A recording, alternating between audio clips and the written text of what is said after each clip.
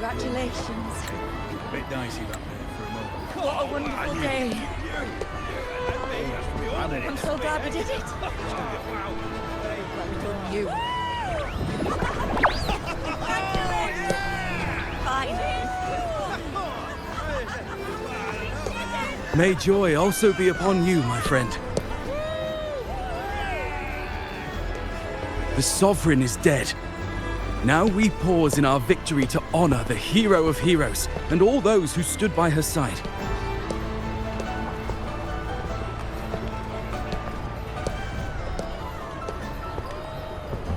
I am Bruno, Master of Ceremonies for the occasion.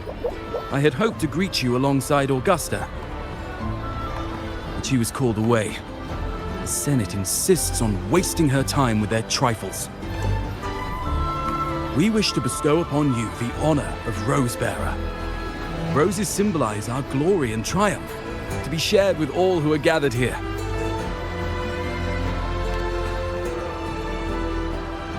Yes, it's a ceremonial role. Don't worry, it's pretty simple, and you won't be handing out too many. At the height of the celebration, everyone will toss their petals into the air. We will all shower in the flowers. Your task will be to distribute the petals beforehand. You have been chosen by the people, but you are held in the highest regard. The people of Septimont gave their all on the battlefield. Now, after fighting side by side, we'll share honey and wine beneath a rain of petals.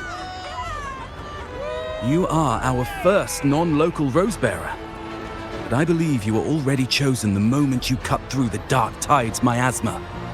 Without you, the Sovereign's defeat would not have been possible.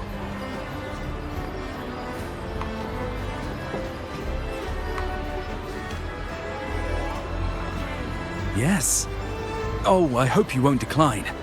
This is not only Augusta's wish, it's the people's too. When Augusta arrives, she'll join the other Rosebearers. I'm sure those who partook in the hunt will be honored to receive petals from you.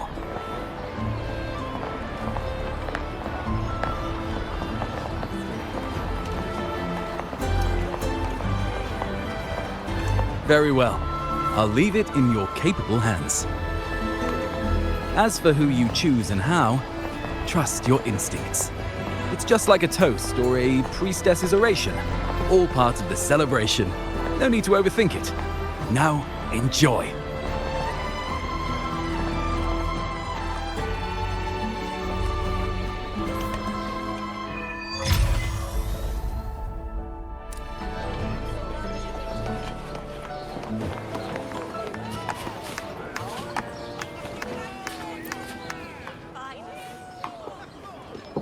To Septimont! To peace after the storm! Yes! To the hero of heroes! To you, to me, to... Wait, is that Rover? Oh, good! When the time comes, I'll hurl the glory eye and let the wind carry it far. Let the world see our triumph! Oh, since you're here, anything you want to drink? Speak up! Theseus and I'll take care of it.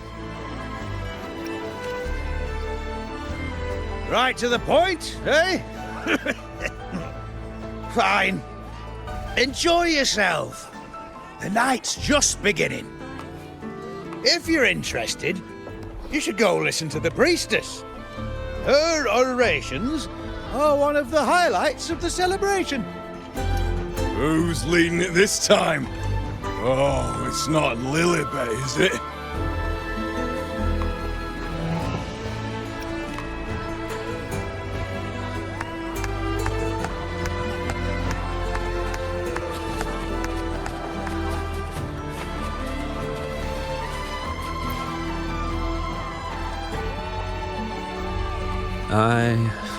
I'm still worried. The paradise was stopped, right? But the dark tide isn't gone for good. The Sovereign's gone. But what if something worse is waiting for us? You're hopeless. So what if tomorrow's uncertain? Does that mean tonight doesn't matter?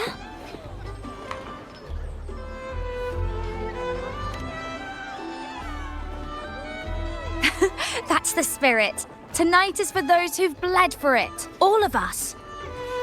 Speaking of which, Rover, you're here early. Got a little something for us? Oh, knew it! You were always going to be one of the rose bearers. The fragrance really makes the glory linger. Thank you.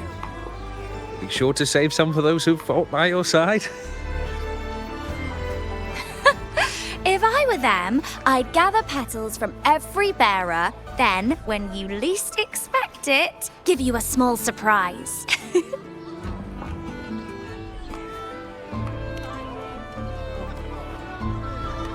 Huh? You know? There's not much left. I'll hand some out over there.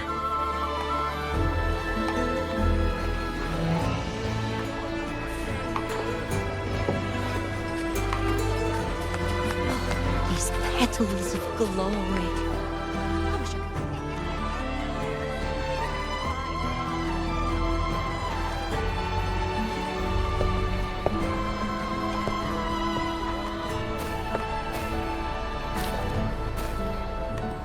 Looks like the oration they mentioned. Yeah. See. Oh, yes. She's right. I thought for sure it'd be Iuno at an event like this. Oh, gosh. Well, guess I'll catch her later. Yes. I fear that until Grandmother Lilibet finds a gifted successor, we shall not glimpse further into Septimon's future. By the light and fate above us, we are but apprentices carving insights into stone, passing their words along.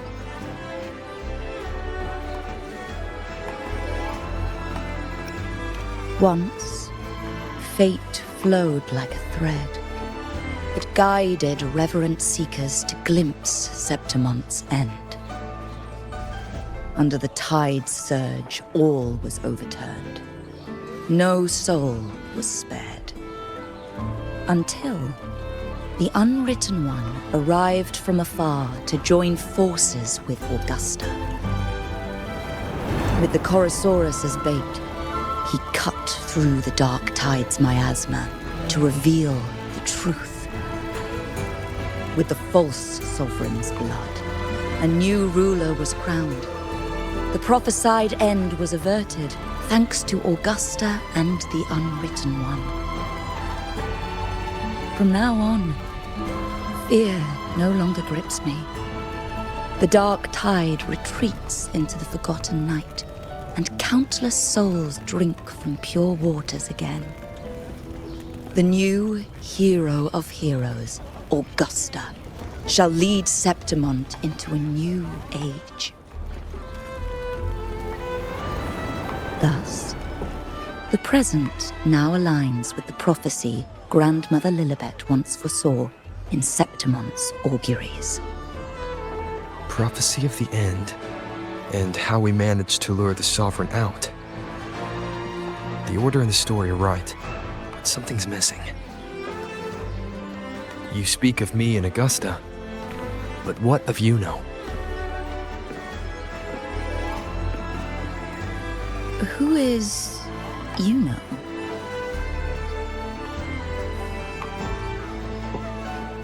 Unwritten One, you leave me baffled. Are you suggesting that my recounting missed someone named Iuno? I don't find the name familiar.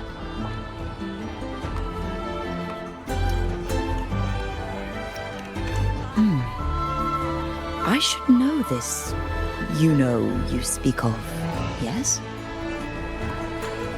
Iuno is a priestess, just like you. More than that, she wielded the moonbow and fought alongside me and Augusta in the hunt. We defeated the Sovereign together. Don't you all remember? Impossible. As a priestess myself, I can tell you with certainty that none among us bear that name. And I must remind you, we rarely take part in hunts. Our place is with the flames in Tetragon Temple. The hunt for the Sovereign involved many. Perhaps you are mistaken and confused her for someone else. No, this can't be. I don't know what a priestess is supposed to be, but I do know what Iuno is like. And I'm certain she's a priestess. You mentioned cutting through the Dark Tide's miasma. Tell me, if Iuno wasn't there, then who shot the moon arrow? Who shot the moon arrow? What do you mean? You were the one who dispelled the miasma. Yes. On the cliffside, you struck with your sword to cut through the Dark Tide. Don't you remember, Unwritten One?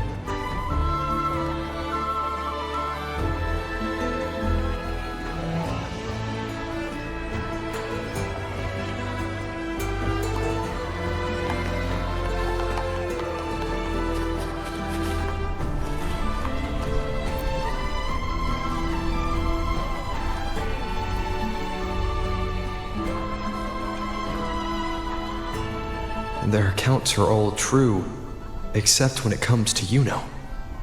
How they react to her name is completely wrong. Everything she did, they attribute to me. They're not just forgetting.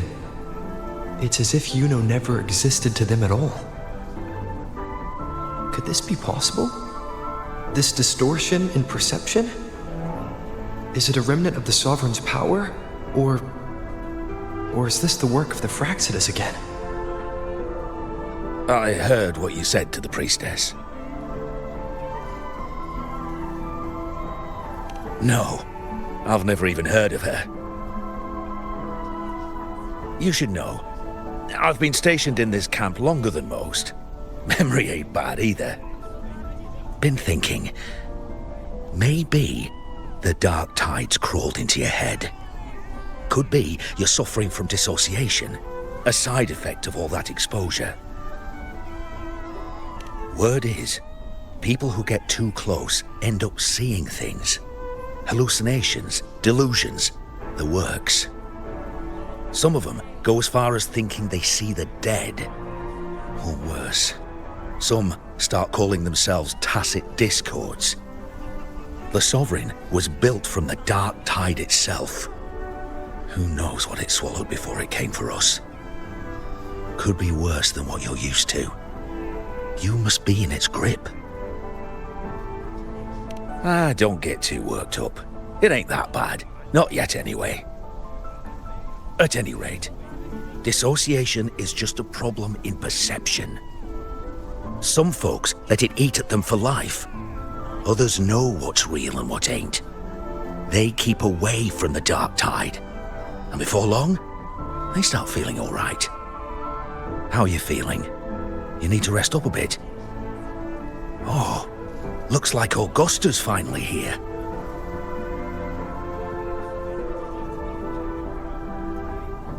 She's been through it too.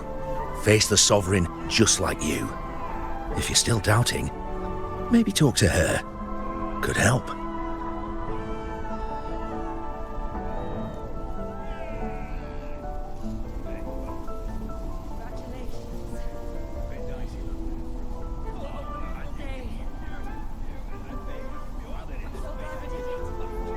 My friend, you've come. Bruno has already filled you in on the Rosebearer matter, yes? How are the celebrations treating you? Augusta, do you remember Iuno? Iuno? Yes, she was often by your side. The one with the bow like the moon. She joined our hunt for the Sovereign.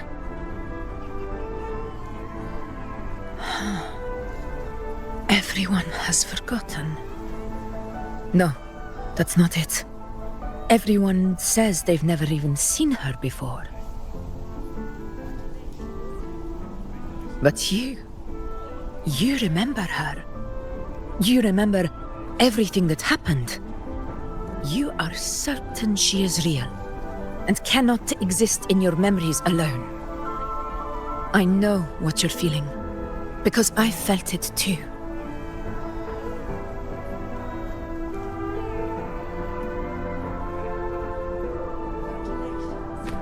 The Dark Tide's frequencies twisted my perception as well. Made me see things that weren't real. The Sovereign's whispers dogged me for decades, tempting me to accept its gift. But that's all in the past.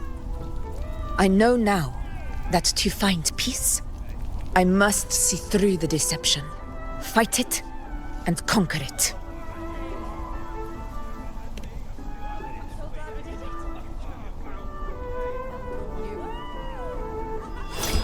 Because of my sword. It reflects everything that happened in Murma's town.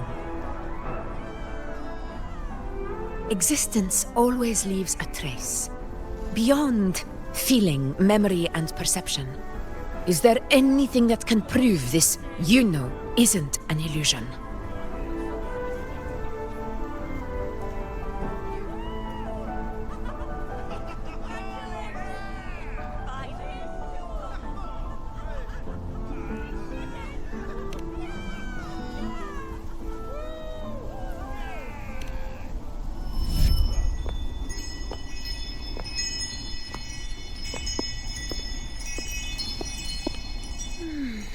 After this, I shall likely sleep like I've never slept before.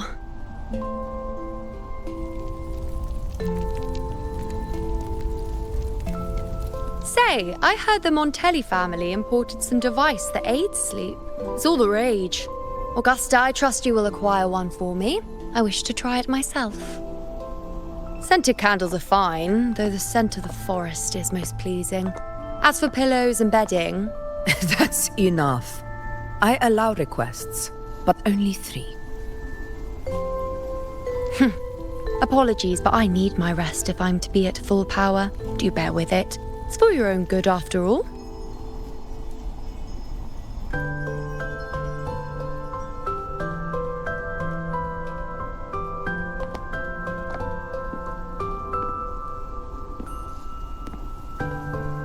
And you, Unwritten One, were I to indulge in a bit of selfishness, you'd forgive me, wouldn't you?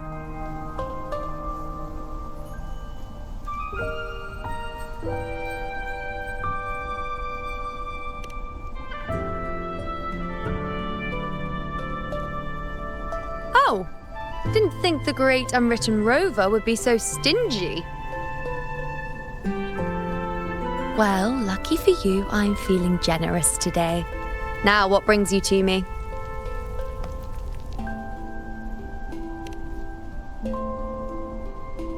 Really?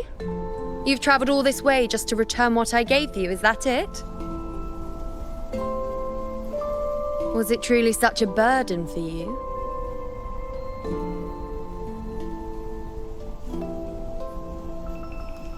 If one day this bracelet becomes meaningless to anyone else, I hope you will remain the exception, Unwritten One.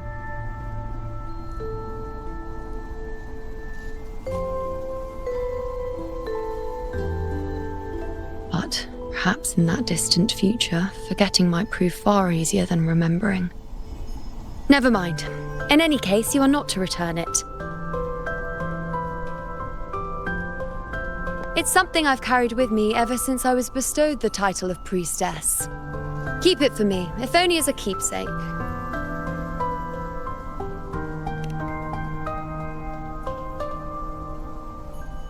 Well, until we meet again, I suppose.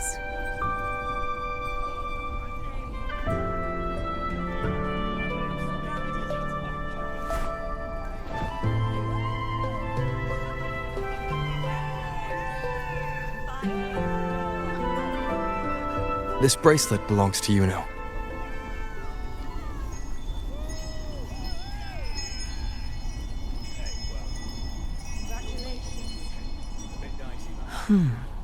Quite the unique design.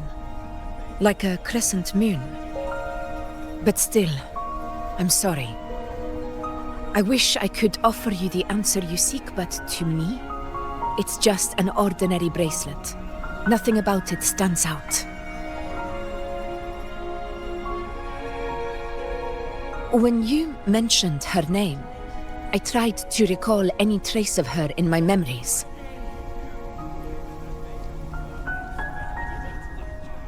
But there is nothing. What has passed is clear, and she feels like an extra piece to a puzzle. One that doesn't quite fit.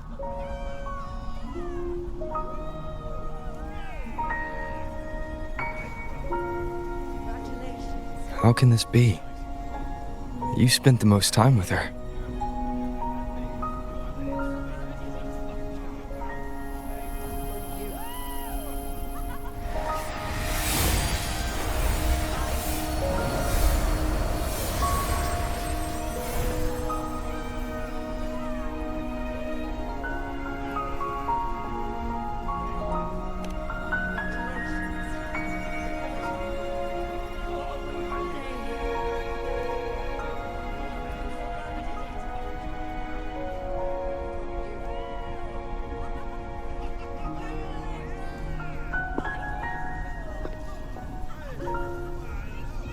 Rover, wait!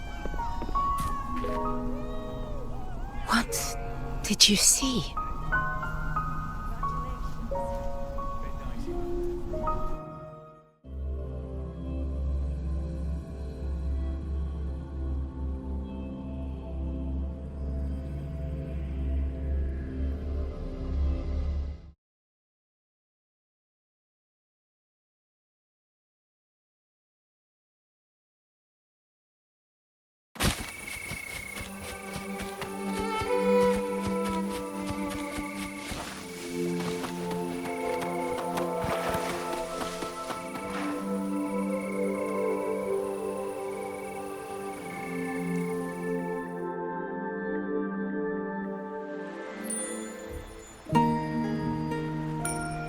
Iuno.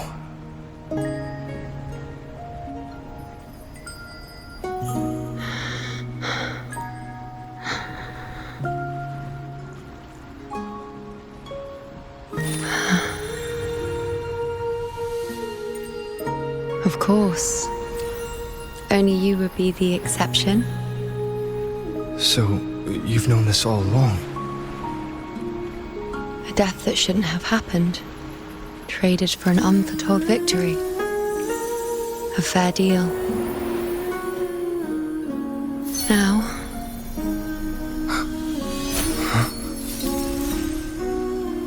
I am but a fading sliver of moonlight. I'm sorry, but... even I fear being... forgotten.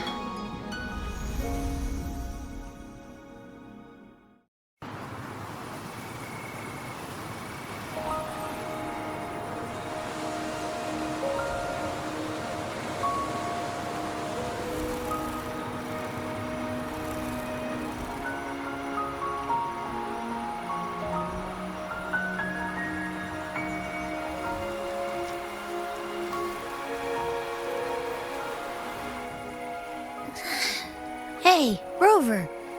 You're all right. You've been standing here for ages.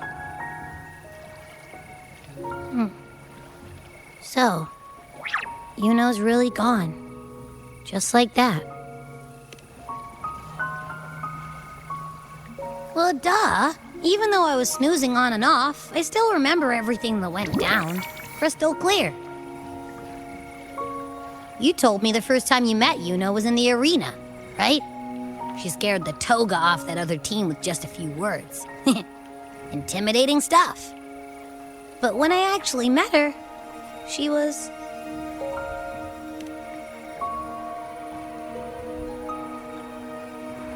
yeah, totally. We got so much done with her on the hunt trip. She even invited us to the Tetragon Temple to check out the murals. Oh, and we caught that giant blue spiky TD, which led us to that big bad stinky thing.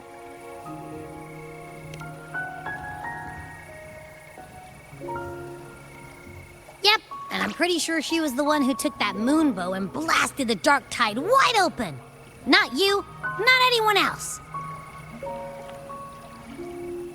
And that bracelet. She gave it to us to lure out that nasty big fella. Even asked us to keep it for her. So it doesn't matter whatever anyone else thinks. Or what happened to her. You remember her. And I do too. It wasn't some made-up crap.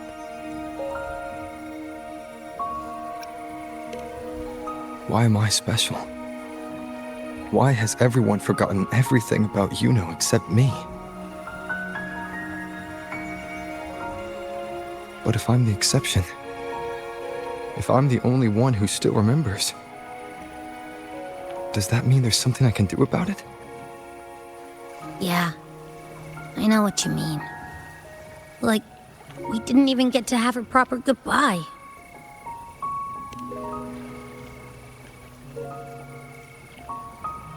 I don't care if Iuno foresaw her fate and chose this path for herself. All I know is I won't let it end like this. Not with her fading into oblivion.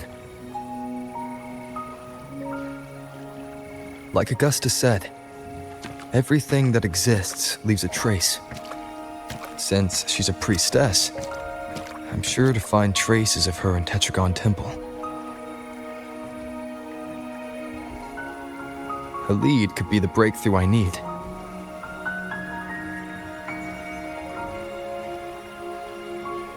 That's the spirit! Look at ya, snapping out of that funk. Knew you'd be back at it soon enough. I still got some kinks to work out before I'm in my Super Echo Abbey form, but you can bet I'll be here. Remembering everything that happened. We'll figure something out, whatever it takes. Even when I'm just riding along. I'm in this with you, pal.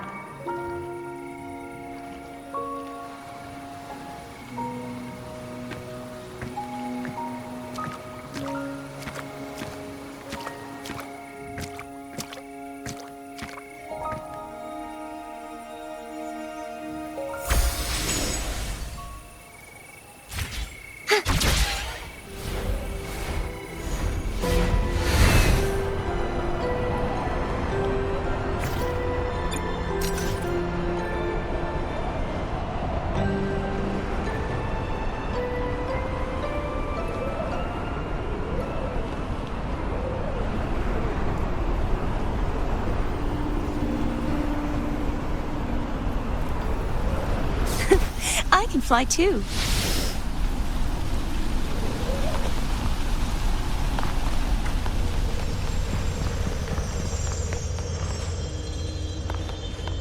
Strange. Lilibet and the other priestesses aren't here. The temple seems empty. Huh. Iuno's bracelet is shining.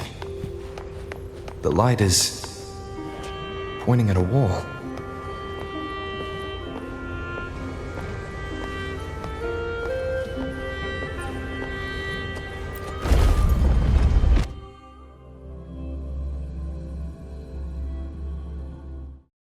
Where could this lead?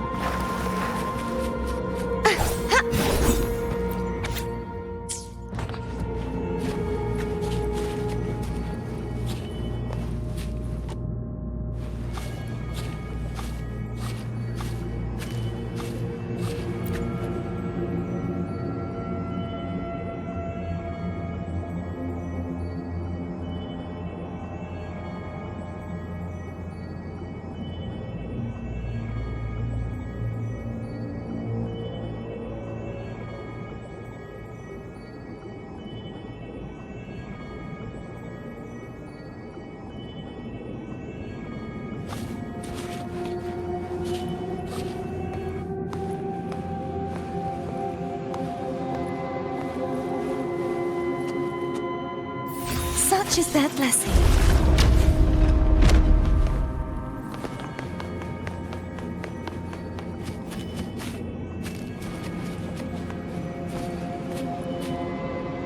Huh. The mural changed.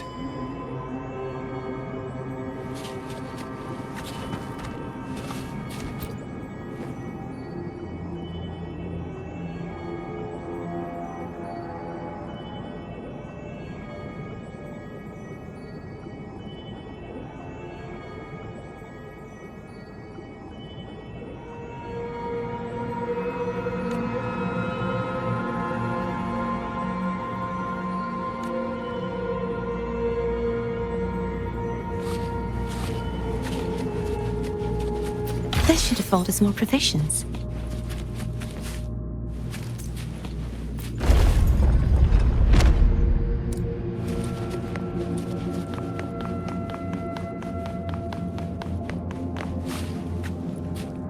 Is this rewriting what was? Or revealing what should have been?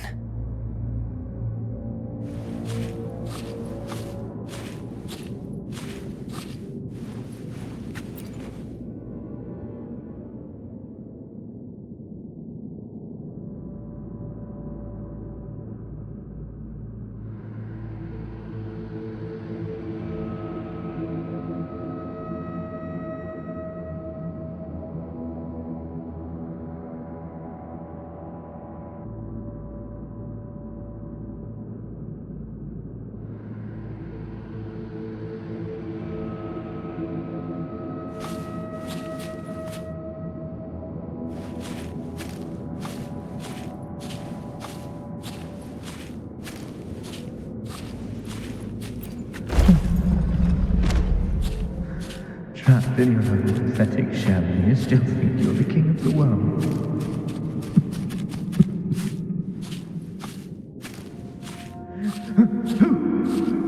Who's there? Show yourself! Yes. Yes!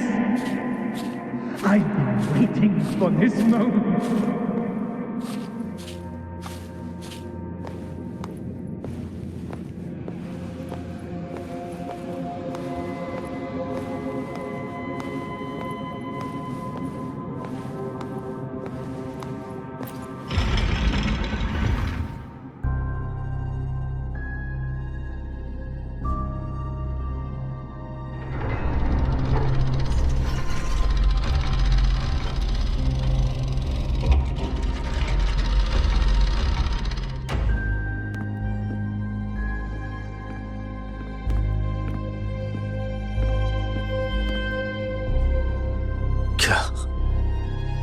It's you.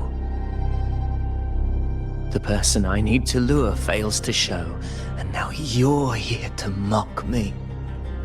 Is that it?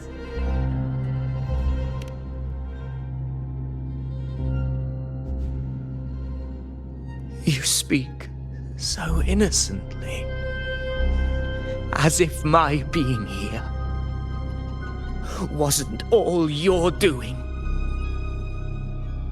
You brought me to Tetragon Temple to try to erase me from the story, all so you could summon the one behind it all. I played along. I agreed to be watched here because I wanted to see him, wanted to look him in the eye.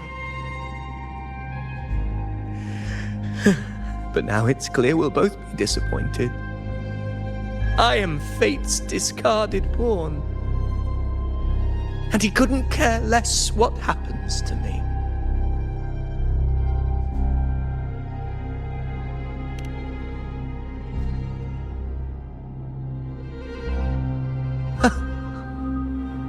There's no one else here. No need to put on an act.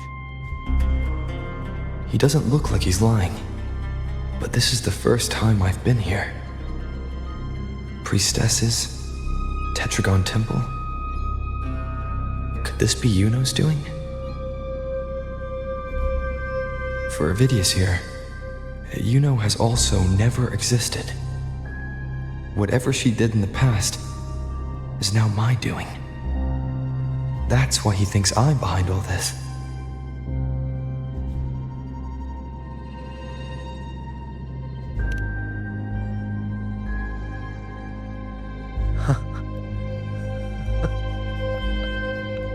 At this point, what do I have left to hide? I always thought I was the hero who conquered Main's Deep, the one more worthy of ruling than even Augusta. Until the day I led the charge to Murmur's Town. Determined to stop my comrades from falling to the dark tide and prove I had what it took to be king, I walked to the door I had passed 1,000 times, only to find a dead end. Nothing was ever there. Did I even come here before? When did I conquer this place, and with whom? At that moment, I realized so much was blank. Disconnected dots, scattered and meaningless. How pitiful. Everyone knows my deeds, yet no one can explain how. And I can't find a single soul who's actually witnessed my so-called exploits.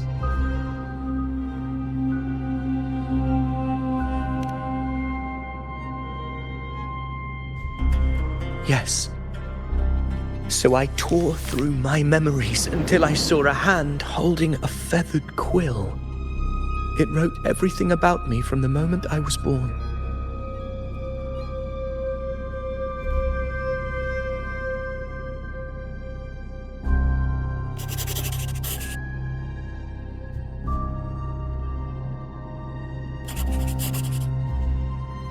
And I realized an undeniable truth.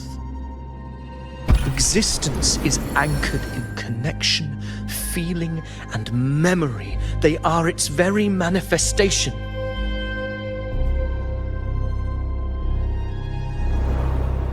So if someone uses their resonance ability to fabricate a memory of the hero of heroes everyone expects and convinces them it's real, does such a fabricated person really exist? And what of you? The one they call the unwritten one. An undefined, unknowable void that can anchor unimaginable connections. Imagine the existence that could emerge.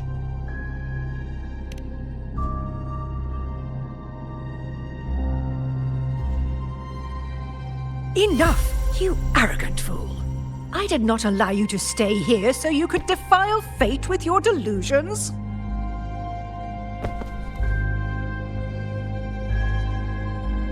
Please excuse this disturbance, Unwritten One.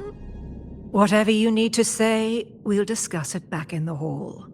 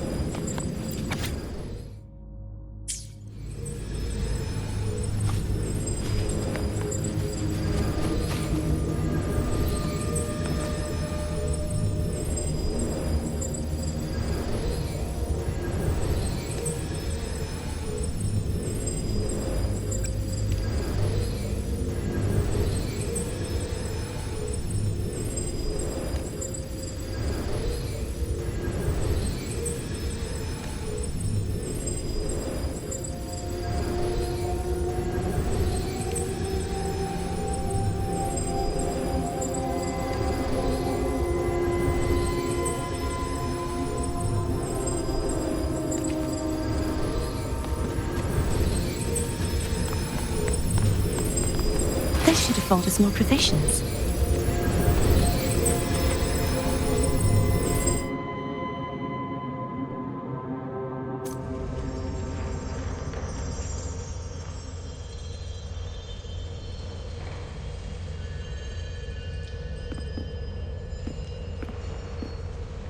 My apologies. I should have been here to receive you. But some priestesses run into some trouble. I had to step away.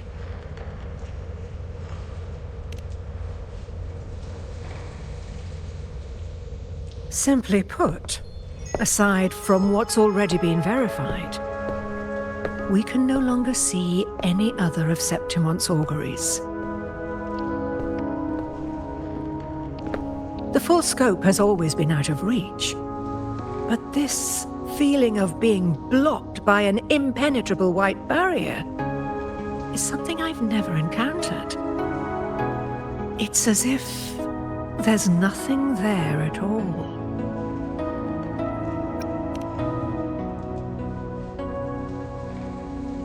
Well, there is a silver lining. Septimon's auguries concern Septimon's future.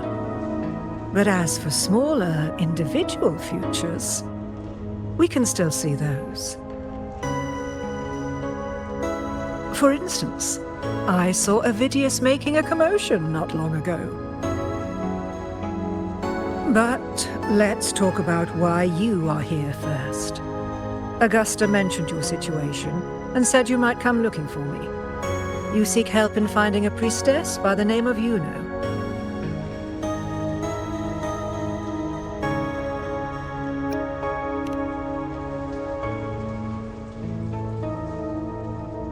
I wish she were a figment of your imagination, a product of your proximity to the dark tide. That would make things much simpler. Because I did find a record of a priestess named Iuno.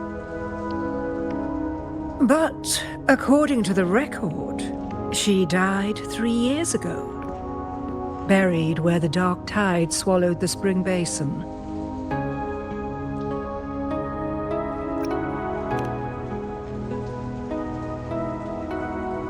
You must understand, death and disappearance are two different concepts. If Iuno truly died 3 years ago, then she couldn't have been your companion 3 years later, let alone have existed up until today. In other words, if Iuno disappeared today and was erased from the memories of Augusta, myself, and everyone else, then the death 3 years ago must have been a fabrication.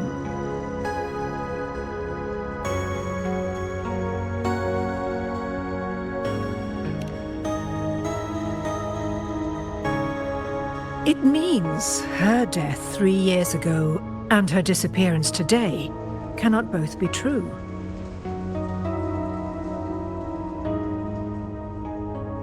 If someone has truly disappeared from this world, do they need a fabricated death? Likewise, when someone dies, they no longer exist in a way that others can feel. These two causal chains should be clear. But they crossed paths with you, the unknowable void. Although I hate to admit it, Avidius was right. Since you still remember Iuno, and thus hold on to that last connection between her and the world, you've essentially anchored her. This has caused the causal chain to become tangled. The ending is still unwritten. Right now, she is but a spectre, stuck reliving her past in the chaos between life and death, between existence and non-existence.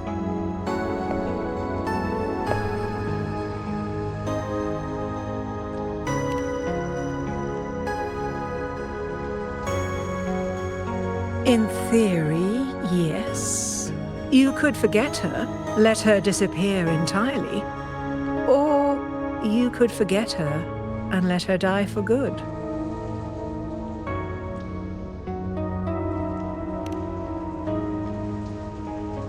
I believe insight into fate is not to tempt one's defiance. It will move according to its intended end. Besides, it's already granted you a rare gift. 2 options. More than most ever get.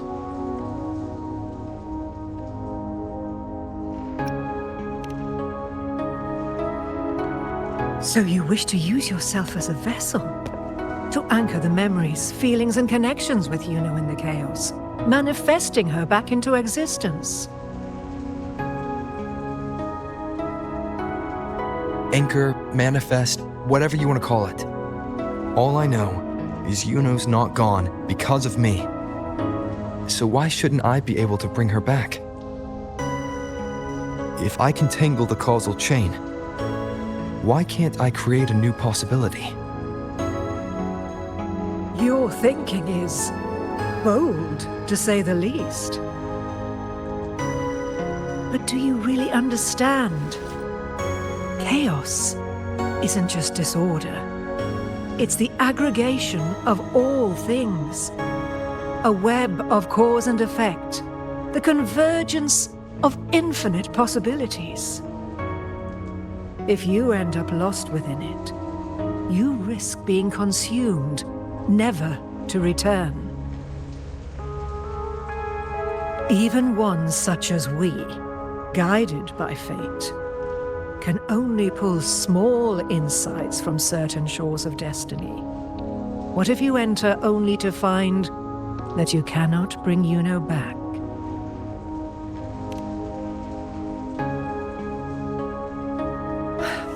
Chaos isn't a place in the usual sense.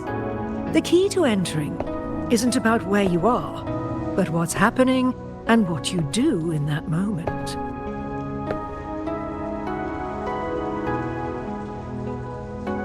I suspect that 3 years ago, this priestess must have done something that defied fate, which set the course for her inevitable disappearance.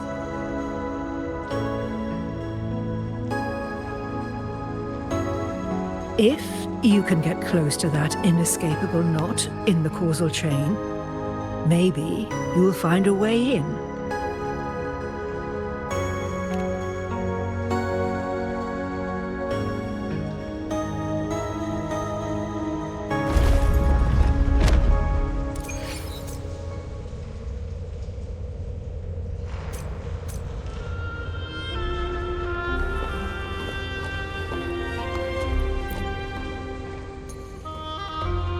Even with no certainty, you're still heading toward that death trap.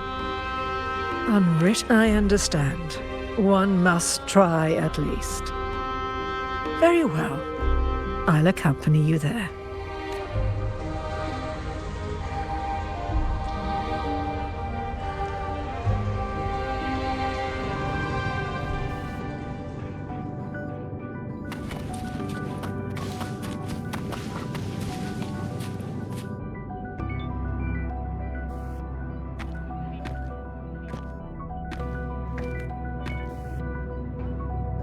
We're here. This is where the record says she died 3 years ago.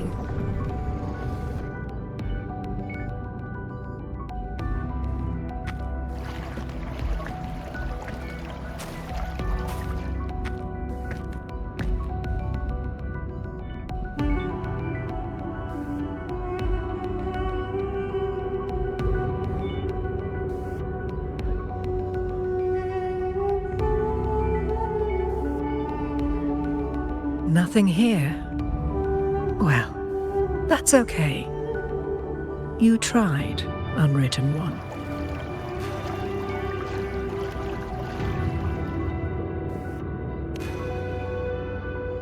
Guided by the light of fate, we walk the web of futures. Many seek prophecies to follow or to break free from, all in pursuit of harmonious completeness. I've never doubted your judgment of Iuno. But if, as you say, she knew what would happen and still chose this path, could it be that this was the closest she could get to true completeness? If you refuse this ending, how can you be certain that you can create a better one? A life with all its experiences and feelings, shredded, scattered, and thrown into the realm of chaos. What you find there may not be beautiful. It will be filled with pain and emptiness. Even if you do find a way in, your time together may be brief, with so much uncertainty. Do you still feel that you must go? If there were any doubt, now I'm sure. Wait, you...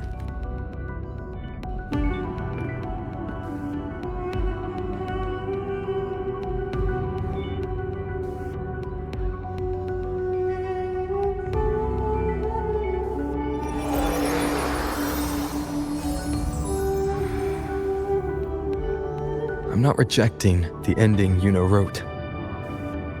I just want to fix the regret she left behind.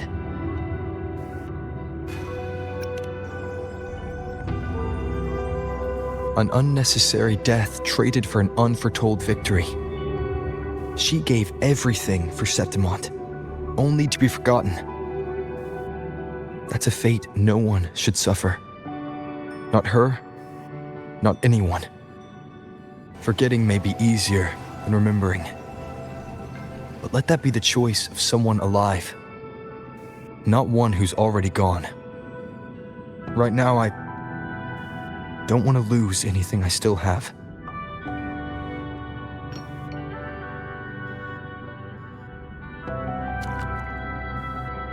The secret to anchoring lies in connection and its manifestation. If you find what remains of her in the chaos, and she responds to you, then follow her guidance, for that will be the only fragile rope connecting you, her, and this world.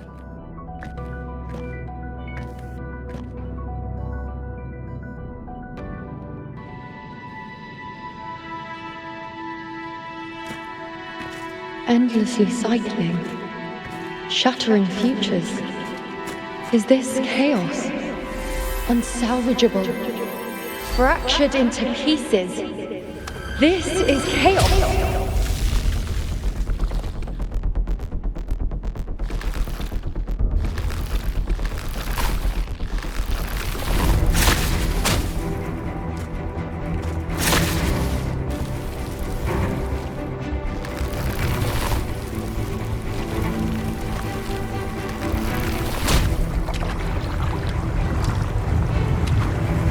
Countless possibilities, both true and not true. This is chaos. Until every anchor is revealed, laid bare in the light.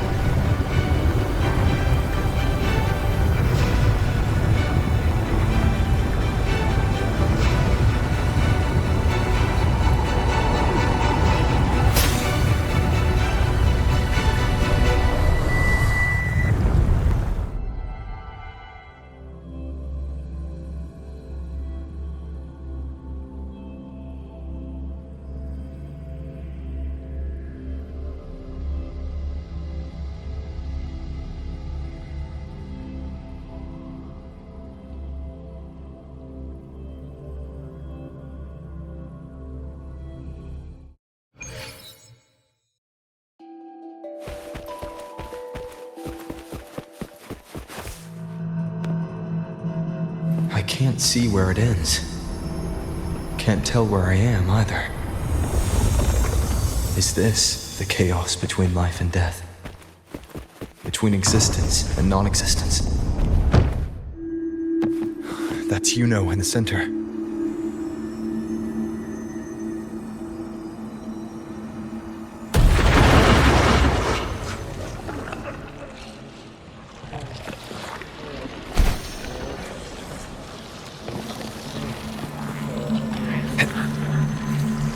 Hopefully this helps.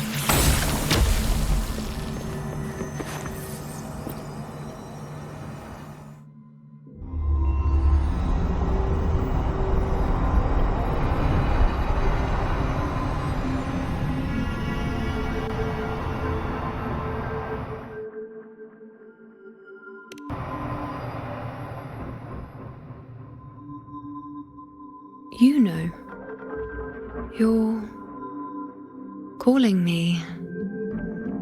Are you here for me?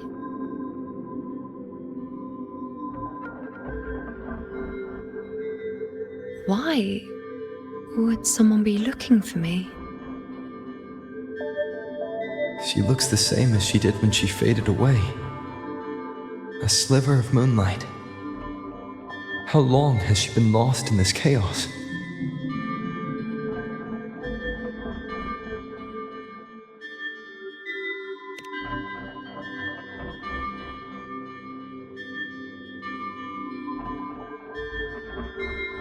I know you.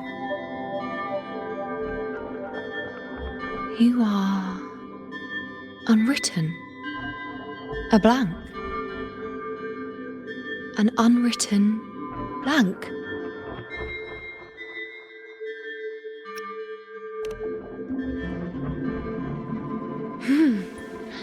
Unwritten.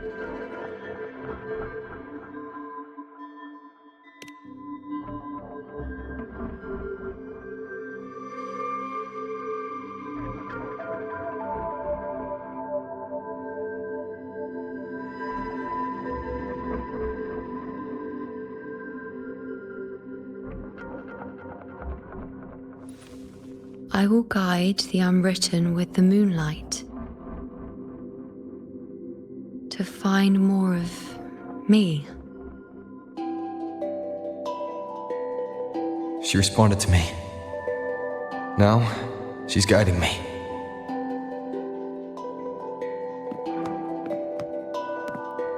Even if it's just a trace of her, I found her. Now that fragile rope connecting her, me, and the world is already in my hands.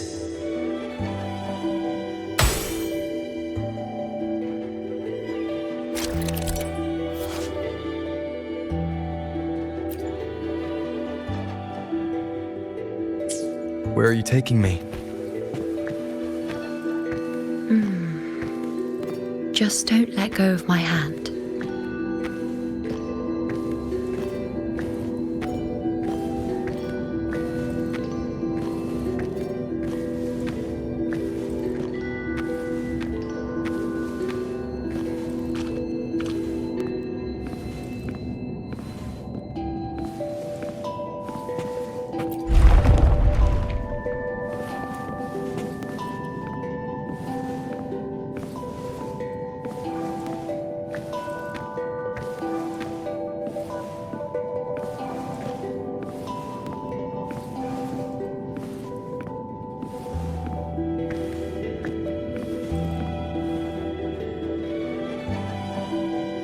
Guided by the light of fate, we walk the web of futures.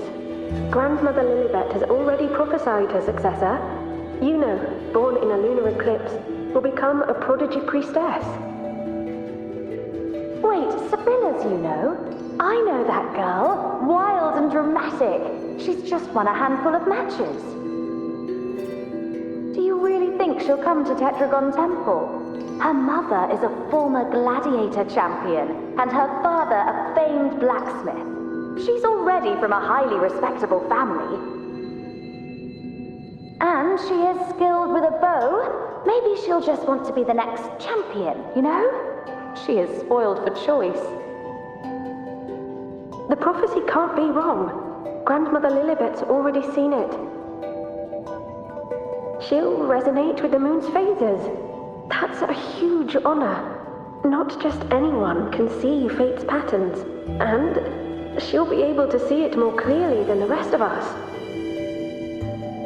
It's our duty to share visions of the future, to guide Septimont and its people forward. Such glory. She won't refuse, and she shouldn't. This is the past, where my existence left its mark. I see. Grandmother Lilibet said that the key to anchoring lies in connection and its manifestation. Let's try to find more.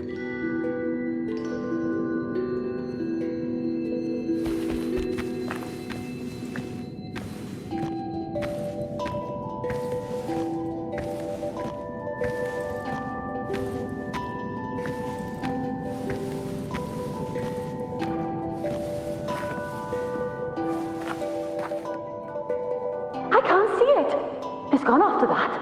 Gone forever? Huh? Just one desecration is enough for the ordinary? I just wanted to understand. To look at it. To see the blinding flames. I was so close to seeing the outcome. To tracing back the cause. You must be smarter than me. Stronger than me. Tell me, did I do it right? Staring at the sun, burning with pain for that truth. Tell me, have I gone mad? Is it me who's gone mad?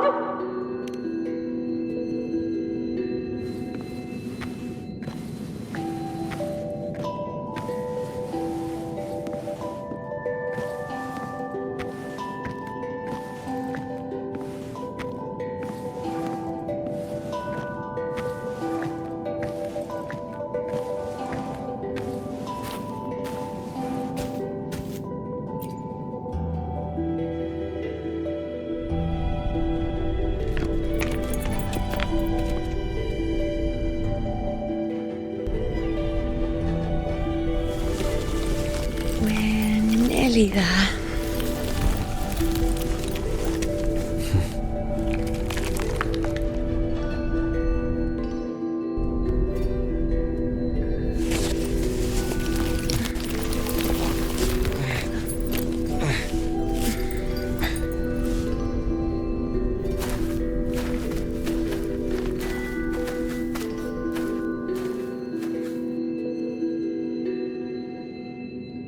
Let's go before chaos catches up to us.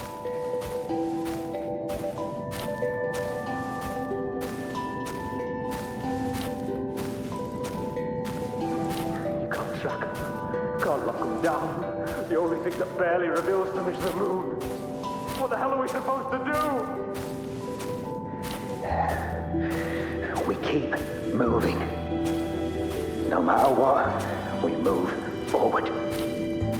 Until we can't anymore. The priestesses already spoke of our victory.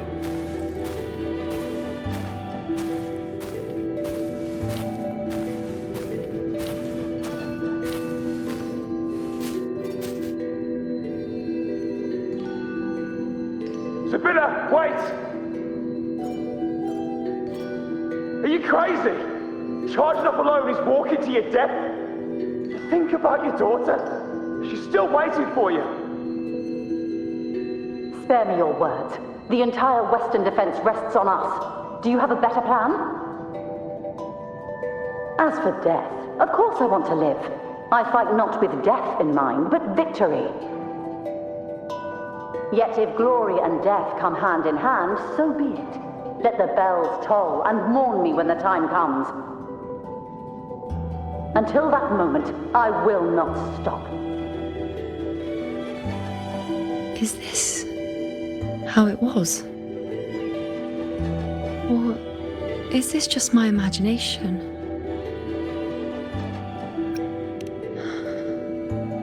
What's happened is done. It can't be changed. Those who closed their eyes never truly saw. So this isn't really her.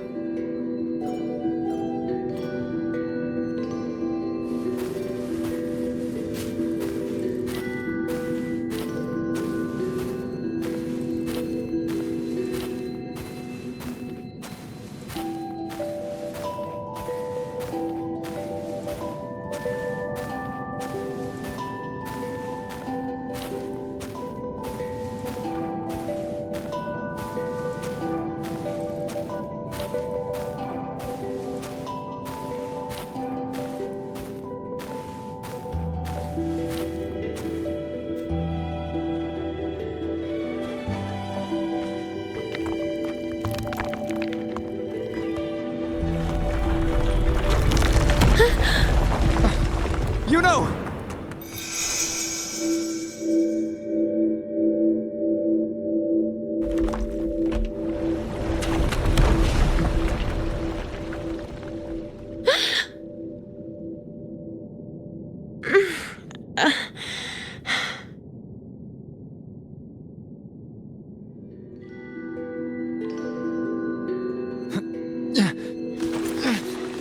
Thank you, Unwritten.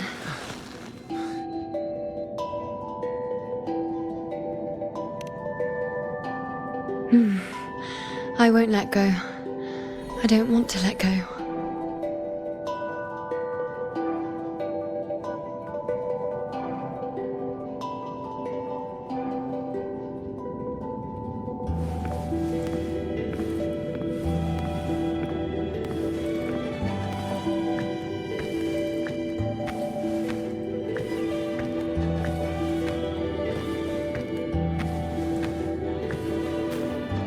Is that?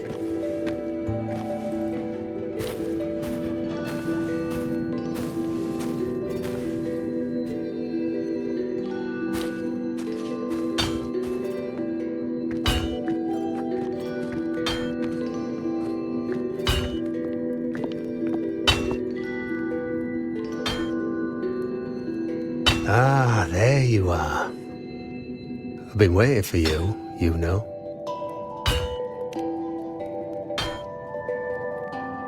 What's the surprise? You know, aren't you? Been hammering away at this bow for you long enough. If I couldn't call you by name now, well, that'd be a proper surprise.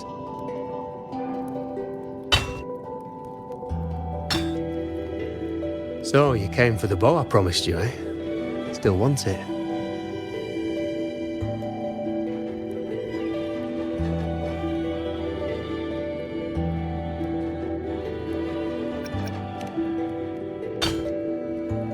What truly counts as important? Even the finest bow or sword is just a weapon. Doesn't matter much if you don't use it in a fight. I reckon you've heard Lilibet's prophecy, haven't you? What do you think? I can't picture you as one of those serious priestesses in the temple. Stuck in there with your scrolls and your candles and your tablets. Doesn't seem right for someone with a spirit like yours. And if you really did become a priestess, well, this bow wouldn't be much use, would it? No time for it. But you've got a gift that other priestesses could only dream of. Such a shame to waste it. And the warriors of Septimont need their priestesses. So do Septimont's auguries. Lilibet and the others still failed to foresee the entirety of the coming disaster.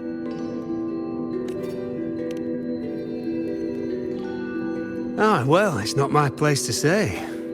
You make up your own mind, and that's all that matters. As for me, I make weapons. If you still want the bow, I'll forge it for you. But the materials, well, you'll have to gather those yourself.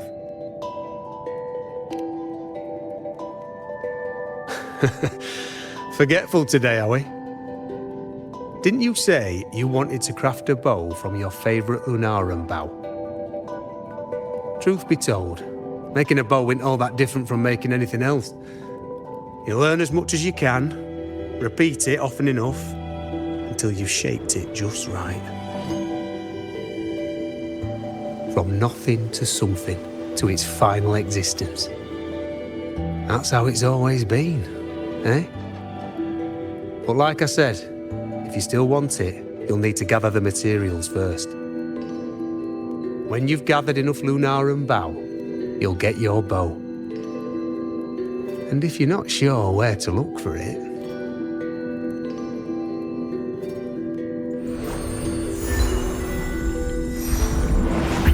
there. See it? Just head that way, and you'll see.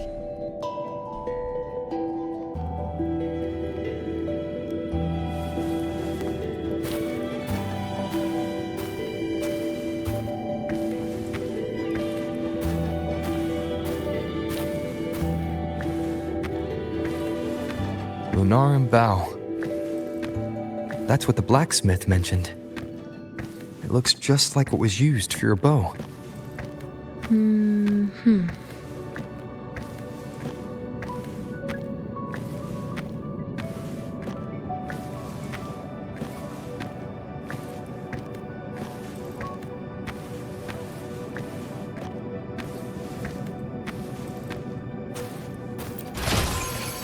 Cherish every gain.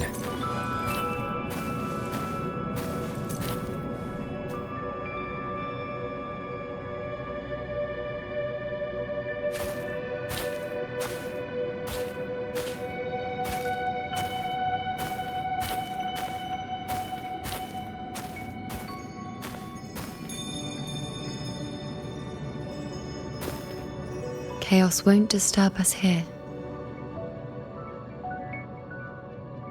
Sitting just like that, huh? You're still just as spontaneous. Shh, unwritten. It's time for a rest. Come sit with me.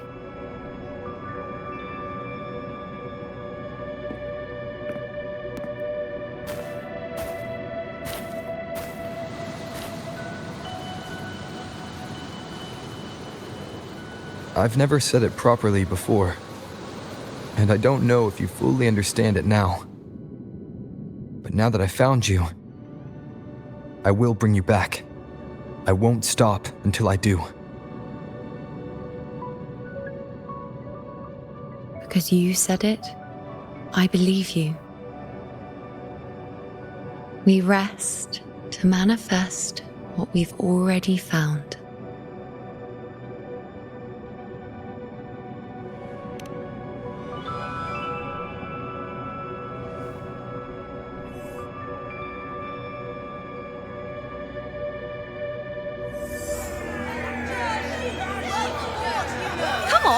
Don't bore me this quickly.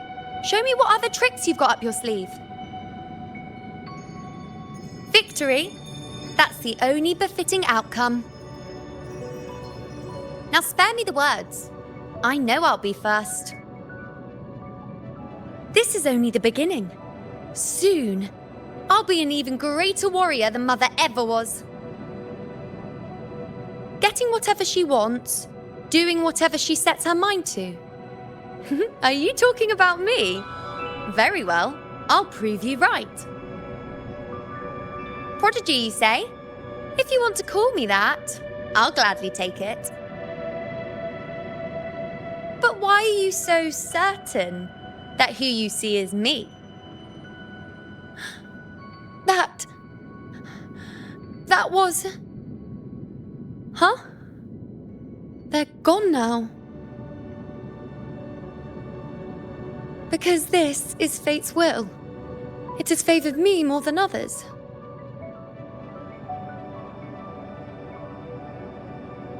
Because I can see what others cannot.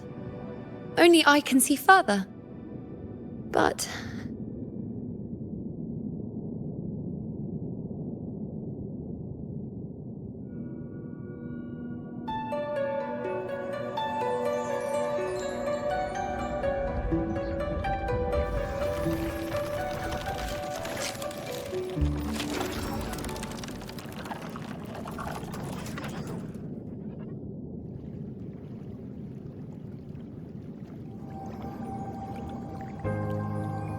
You look like you're recovering. So, after experiencing and feeling all that, you need to rest among Lunaran boughs to make what's anchored become a part of you. Exactly. After manifestation, this is how I can absorb more. Only then can I find a more complete me. Unwritten, you are a clever one.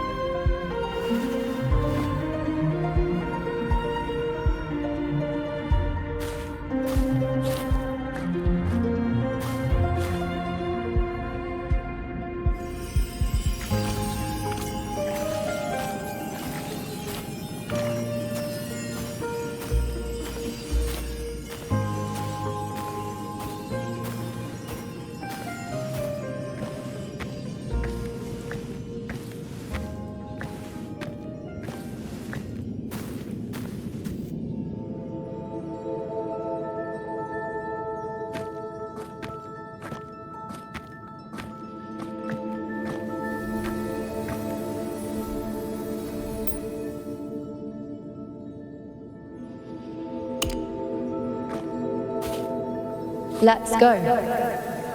Forget the prophecies, forget being a priestess. Let's do what we truly want. If the future is a question, the answer's never in what others define. If we don't want to walk a determined path, then let's steer clear and try something we've never even seen before.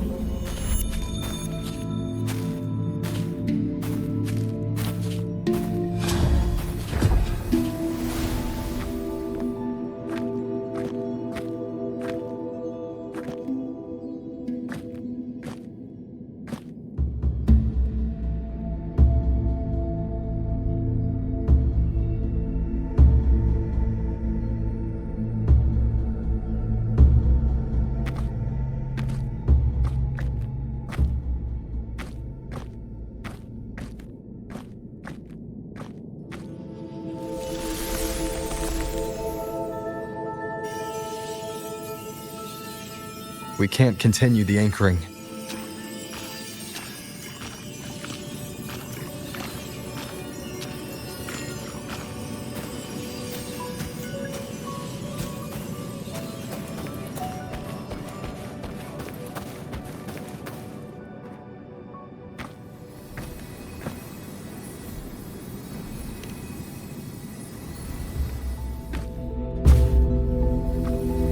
As the prophecy says, I cannot waste my talents.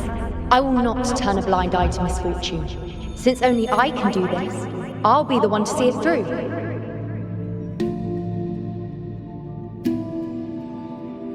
A gladiator or a priestess, what does it matter? I'll face fate and see just how far I can go.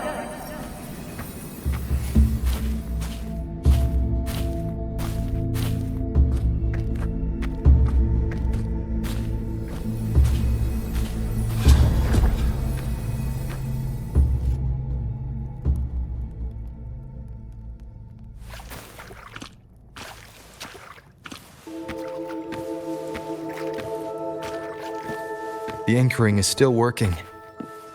This looks like a memory from when you became a priestess. Isn't that the Agora in Eterna Square?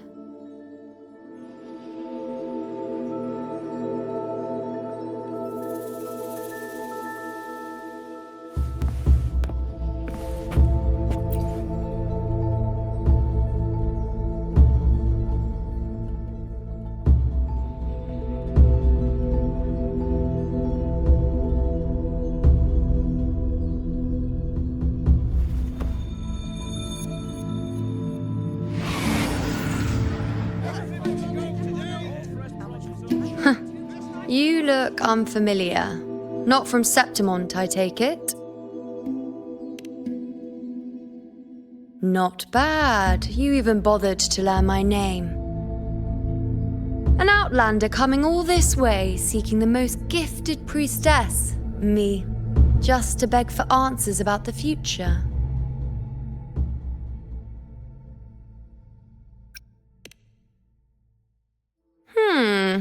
What's this about? How dreadfully complicated. But I suppose I can't fault your luck finding your way to me.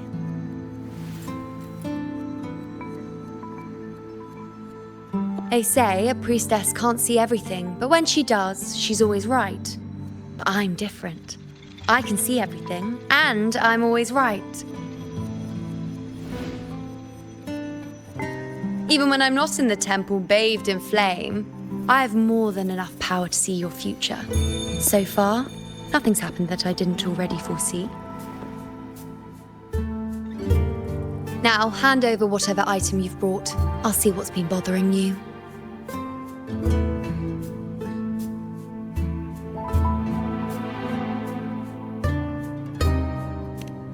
Oh, that's all right. I hope you're okay with me freestyling it then.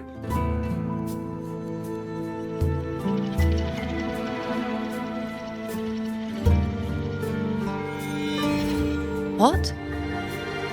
I see a void?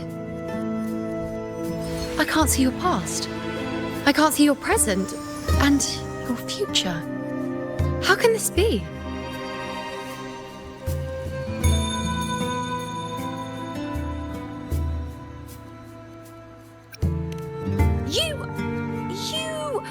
No, it can't be. Let me try again.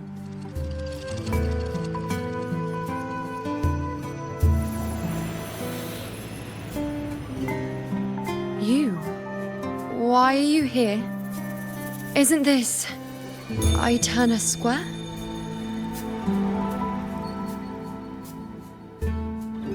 Did something happen in Septimont? Is it Augusta or the others? No, that's impossible. I should have disappeared by now. Why do I feel so tired?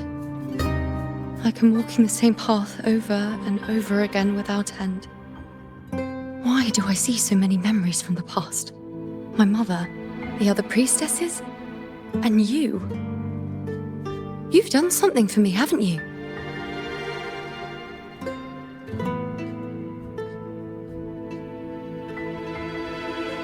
Yes. We're in the chaos now. But you shouldn't be here. Neither should I. Why haven't I disappeared completely? Why did you sacrifice yourself? Why did you just leave without a word? Was this really the outcome the most gifted priestess chose for herself? Because this was the best I could do for Septimont. Destruction. Failure. Oblivion. The dark tide devours everything you can imagine. The Griffons can't escape it. The gladiators can't defeat it. In the blink of an eye, before we could even react, it had already enveloped everything. I knew it from the start. I knew 3 years ago. I would turn everything I am into the moon arrow that would pin down the Sovereign. I just didn't know when that day would come, or if it would be enough.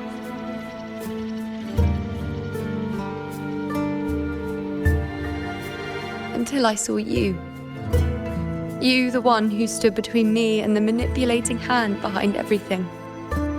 Just like the faint light I once saw in the future.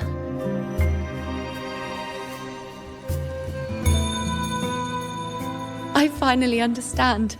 My defiance, my sacrilege. It was all worth it. Now I found the answer.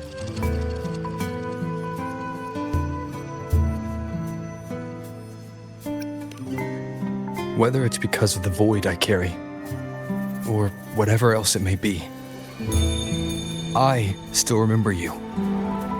Your place in this world isn't over yet. I'm taking you out of this realm of chaos. You... It seems like I missed something. Something I didn't foresee. So the unwritten one from the future isn't happy with the ending I've changed and wants to rewrite it.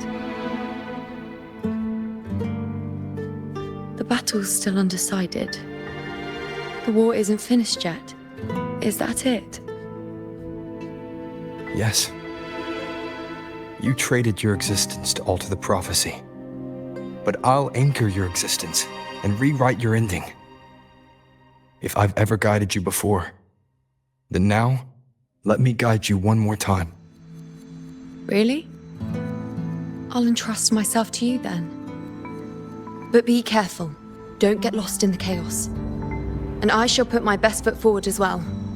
We shall meet at the very end. Wait. Am I Iuno now? Hello, priestess. I've got the item here with me. I hope you can take a look for me.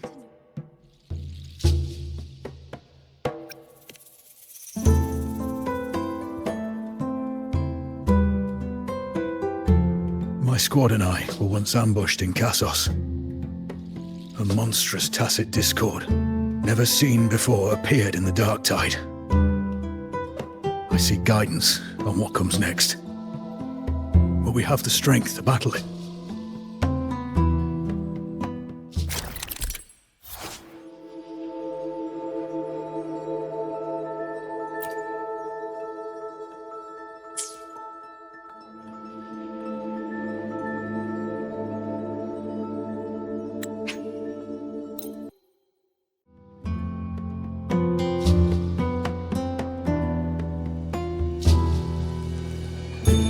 these the types of visions Iuno sees?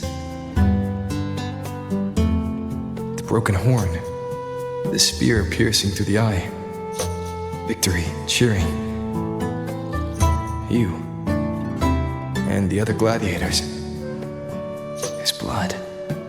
But they all survive.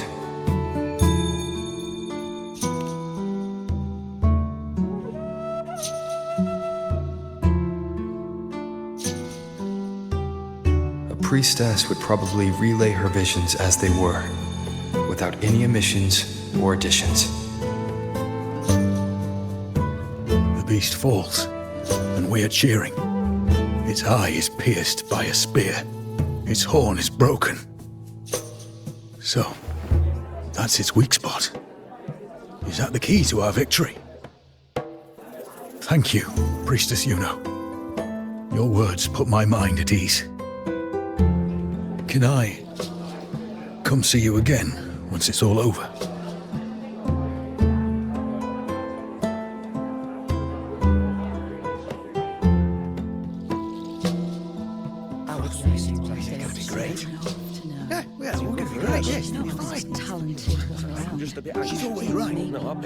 Priestess Iuno, I'm here with a bracelet my betrothed gave me.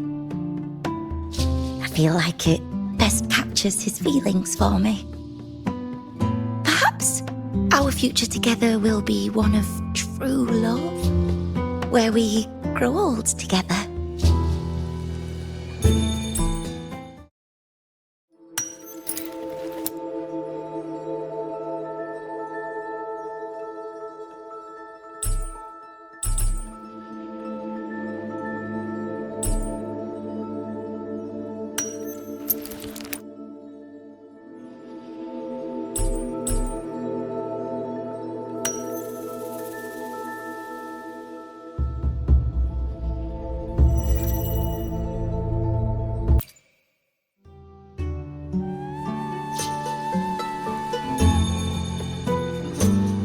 The pain or conflict, the confusion, shattered hopes. They don't look that old. Not much time has passed. Is that their child? It's not as clear as the last one. All I can tell is that their love doesn't end well. But it's obvious she's hoping for a better ending.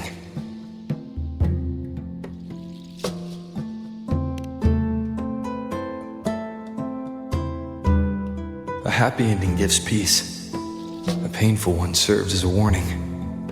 Both hold meaning. The rest is in her hands. You're saying we won't be together forever? That it ends badly? Are you sure you're not mistaken? We met at the academy. How could we drift apart? I don't believe it. Surely there's some explanation. You said we had a child? Maybe he was just going on a trip. Maybe it wasn't a permanent separation. But what matters is that we're in love now. Whatever comes, I don't want to let him go. And thank you, Priestess Iuno. No matter what, thank you.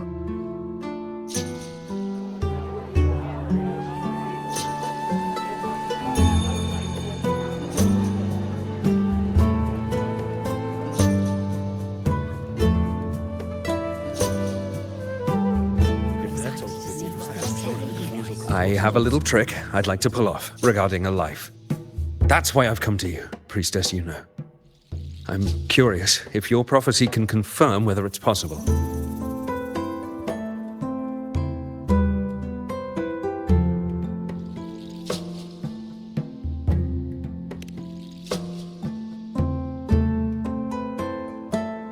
Don't be so hasty to dismiss me.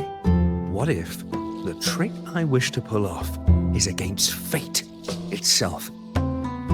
Have you never questioned whether it could be deceived or defied? I speak of fate, of course.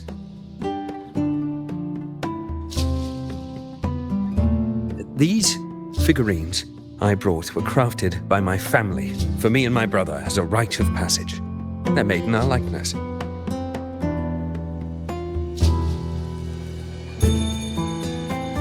We're twins, but we walked two very different paths. Me, books and knowledge, and him, weapons and strength. By chance, I learned my brother's fate in Tetragon Temple, destined to die this summer at the hands of a tacit discord. They couldn't see my fate, so here I am now. I want to see whether fate will once again lead me down a path opposite my brother.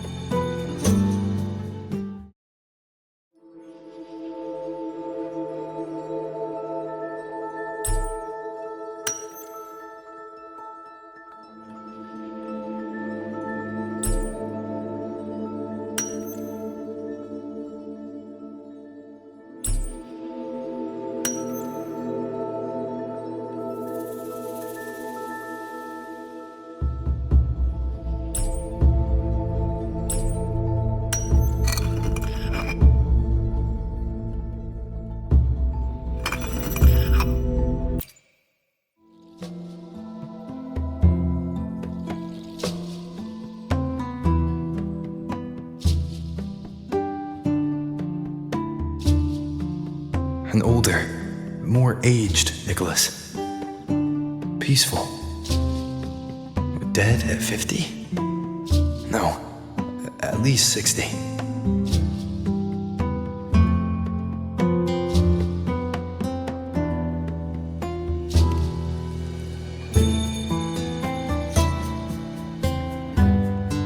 So I'm right. See? Kyrian, my brother. What did I tell you? You've shown me my end. I will live to become an old man. That means this summer, I won't die. What if I take Kyrian's place in the battle, and he plays the part of Nicholas, sailing across the seas? I'll confuse the whole world, even fate itself. Let me try.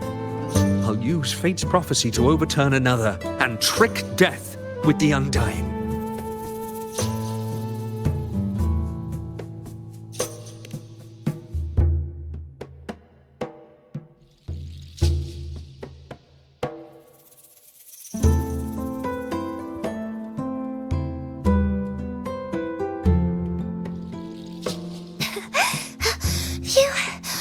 Priestess, is it true that if I give you the right thing, you can see everything?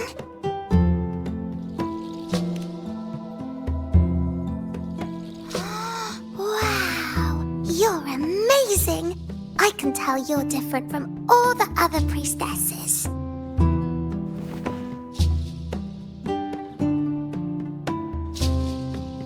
Look, Grandpa made this bottle. Can you see where he went? And what did he turn into? I want to find him quickly. He left so fast. He must have forgotten to tell me.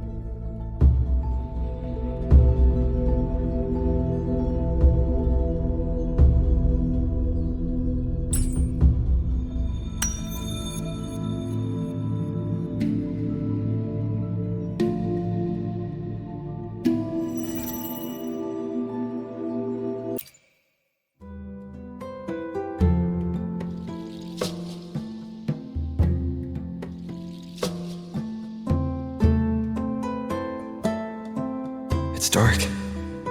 Nothing but darkness. I don't see anything.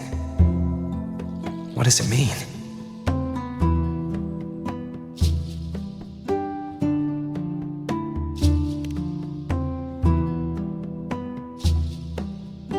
I see. The priestesses at the temple said they saw the same thing. They said when someone dies, their light goes out, and everything left is just pitch black. Nobody can see anything anymore.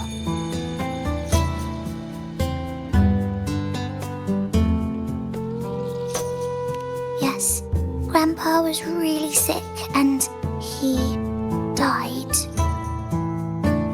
But it's okay.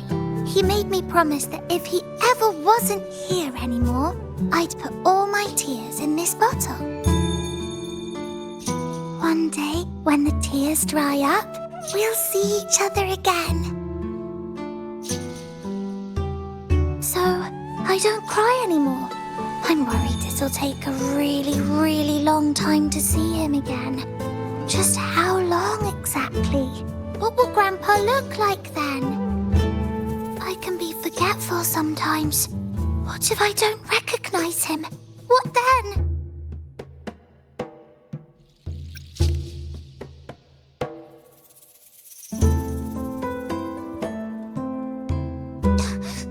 I don't believe it. I don't believe you. Grandpa didn't lie to me. Grandpa wouldn't lie to me. I must have given you the wrong thing. Or maybe you're just not as powerful as they say you are. I believed in all of you priestesses. That's why I came. But you don't believe me. It doesn't matter if you can see or not. I'm not giving up.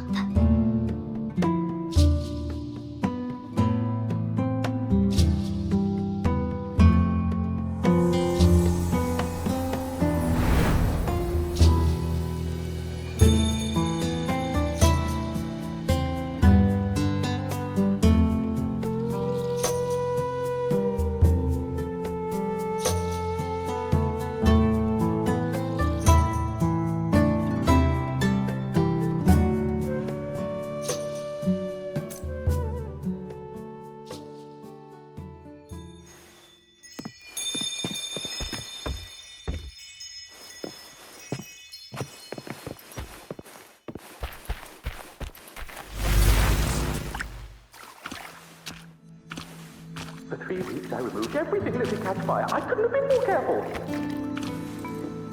Damn that leak! Damn that peddler! The fire still prophecy foretold, I cut the tacit discord retreat. And as the prophecy foretold, I will never return to my homeland again. Let go of hope. But she saw the path that would lead me to my lost child. She was Follow the there prophecy. in the forest by the spring. When I see Board's shattered leg, I can't shake the thought. Was there another way? If we had followed the prophecy, or if I And chosen it's all someone else to along wield the tonight. spear, Whoever really has forever anyway. But at least after those moments with him. Sorry, full of passion.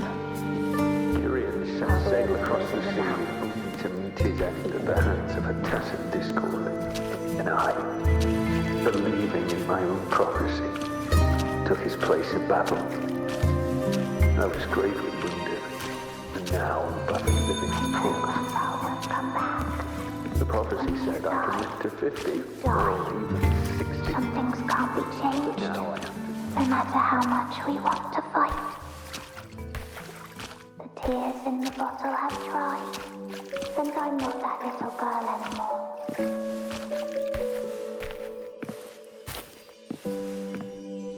Let's rest here. One more time. Anchor these memories and connections. Make them a part of you.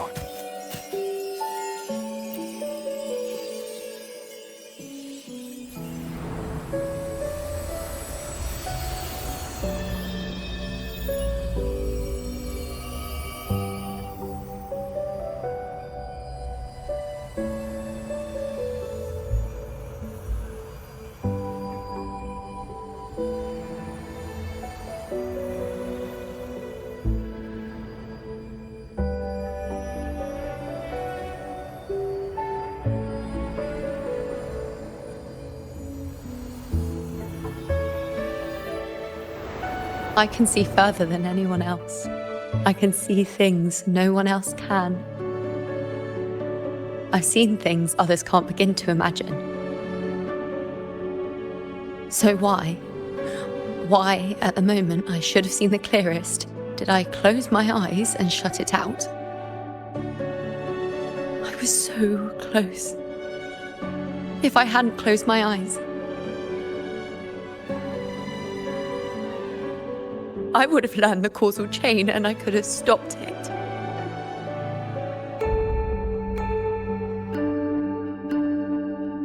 After that, I decided to keep my eyes wide open, no matter the cost. I'll sit at the crossroads of fate. I'll stare into what's to come and not flinch, be it joyful, tragic, rebirth, destruction.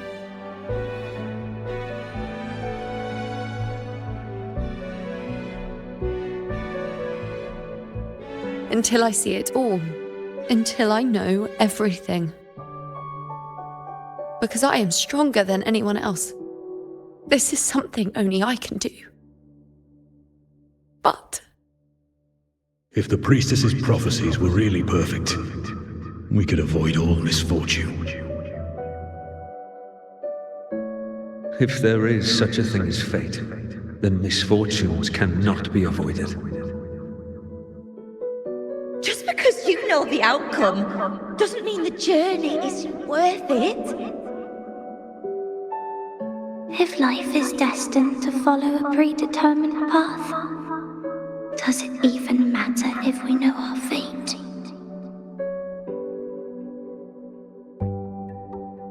after all I see, could I ever answer what they hope of me? Does glimpsing one's fate really matter?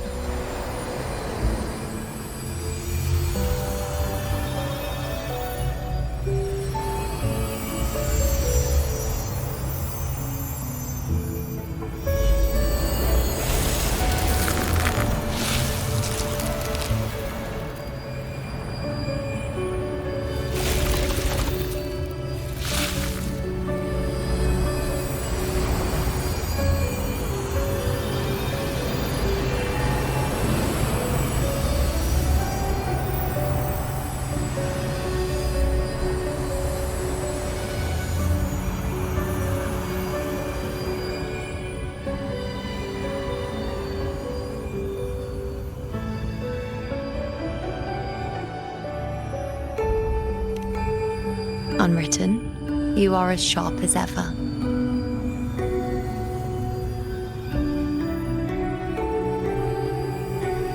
Seeing is simple, but facing what you see isn't.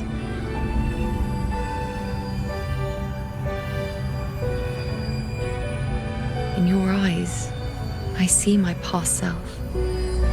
I also see my present self. Together, they overlap to create a more complete version of me.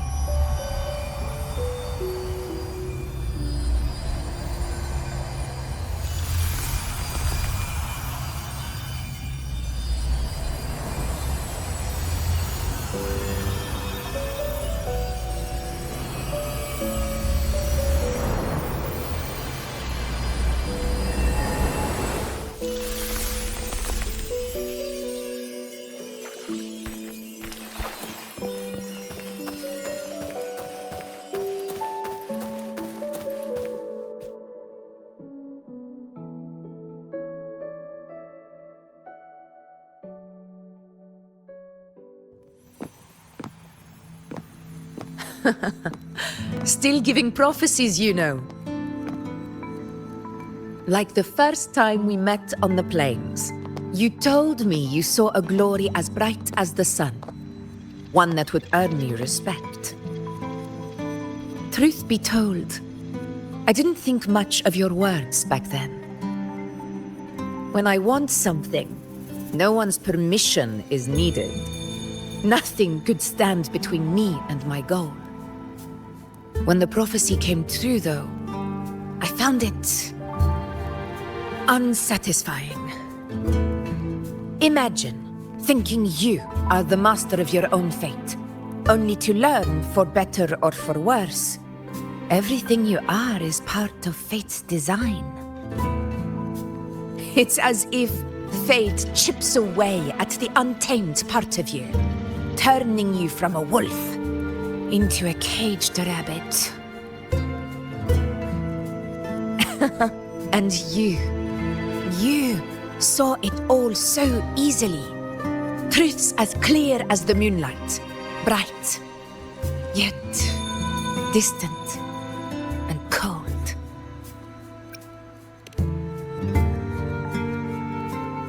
No, quite the opposite. I do recognize the priestess's abilities. Seeing the outcome gives us insight. Prophecies allow us to envision the future and find better ways to face it. In every one of Septimon's auguries, the priestesses foresaw disasters that would befall the land, but also the hero who would rise up to face it. Like the people of Septimont, I too have been blessed by prophecy. But in the end, whether disaster is averted or who the hero is, those choices are never ours. If we are nothing more than fate's puppets, what difference does it make if we can see its hand? If fate one day wills our annihilation, with no way to change it, what then is the role of a priestess? Are they merely fate's mouthpiece, bowing to its will? Or are they pioneers, seeking to shape what's to come? Last night, Grandmother Lilibet told me another Septimont augury had emerged. This one revealed a future unseen, a warning long overdue. An unknown disaster that would bring about the end of Septimont. The vision was unclear. The priestess couldn't discern the cause of the disaster, nor could they see the hero who would rise up to stop it.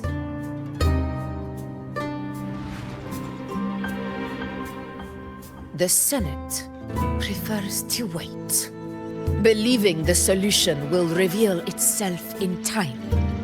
But I must consider the darker possibility. I know that you'd rather be out there dealing with living, breathing people than confined to the temple to await some grand future. You, too, are tired of the Senate's rules and the priestess's chains. But as a prodigy in prophecy, you should see further than Lilibet or any of the other priestesses. Would you dare, with no direction, no clues, and not a single focus item, gaze upon Septimont's end and trace its cause?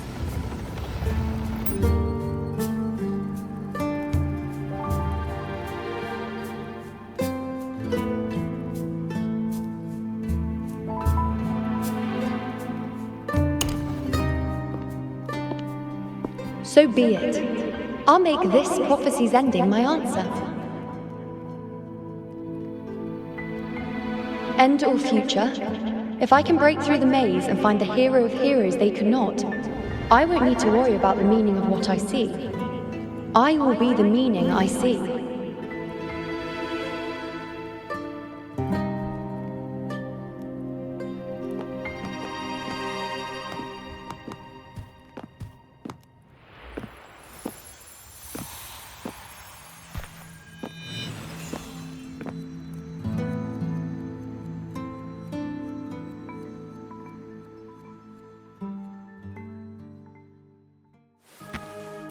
Once again, I repeat Iuno's past choice.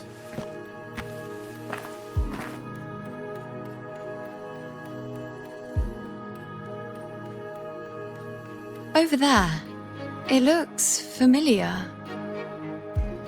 Perhaps I don't know, but something about it is different. I must have been there before and done something. Something important. None of the other places felt like this. But why is it so ruined, so silent? There should be people and more light, like how it was when it all began.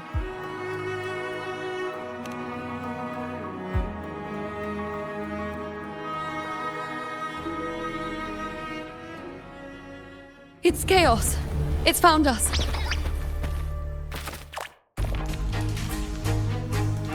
Hopefully this helps. Tempest of slashes.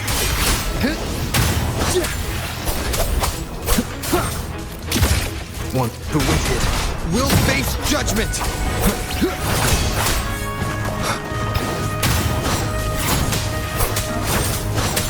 Hopefully this helps.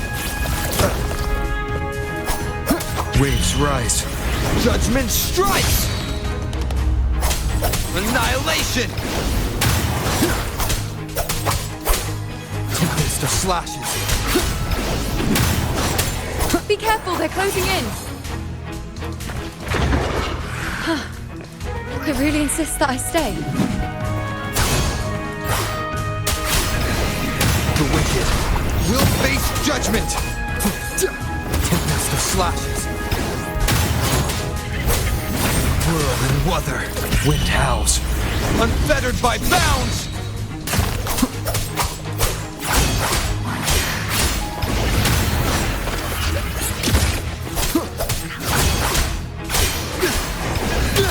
The wicked will face judgment!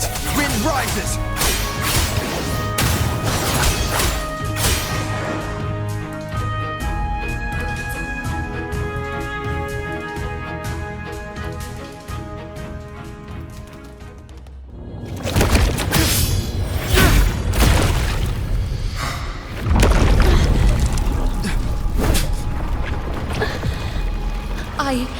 I remember now. This is the place where it all began. It's also where it ended. It's okay. Run! Over!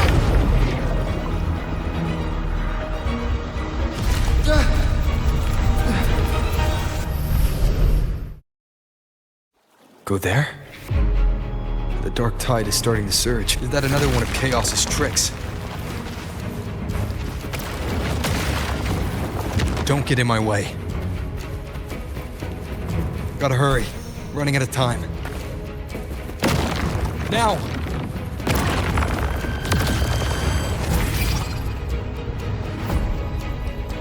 That way.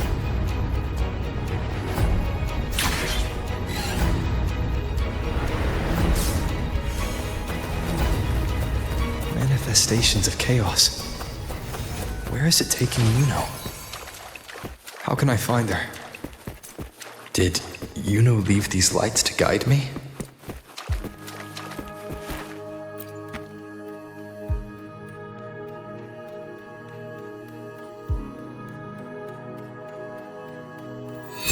Those cursed creatures.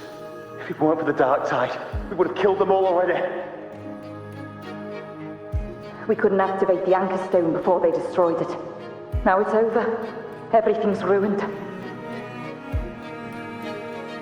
Aurelius, we shouldn't have come here. We've lost everything. The priestess saw it all. What in the bloody skies made her insist on coming with us?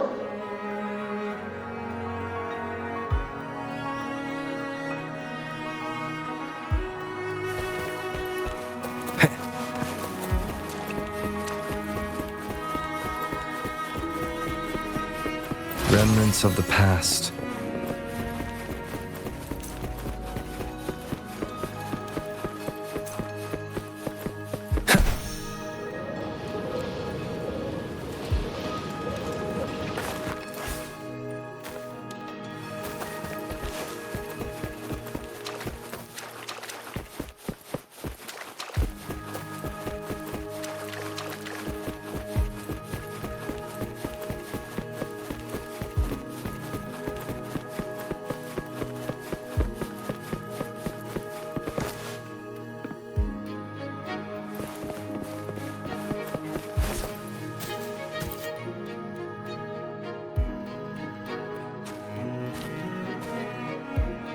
calcification is severe.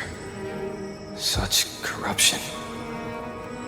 The Dark Tide surge just now wouldn't be enough to cause this.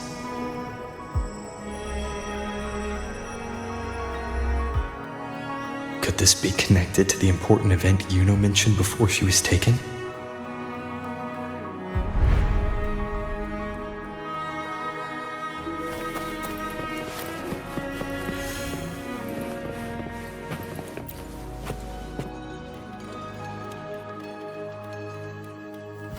First David, then Lillian, then Ari, Vincentius, Perla, now even Anassa. Please, Iuno. Weren't you able to help us before?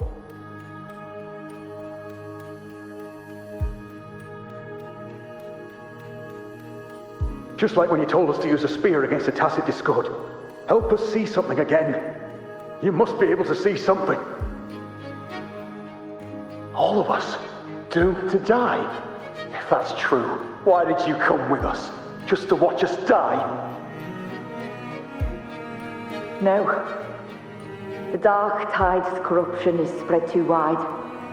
It's covering their retreat, we can't catch them. The moonlight offered us some illumination, but now it too is being swallowed by the Dark Tide.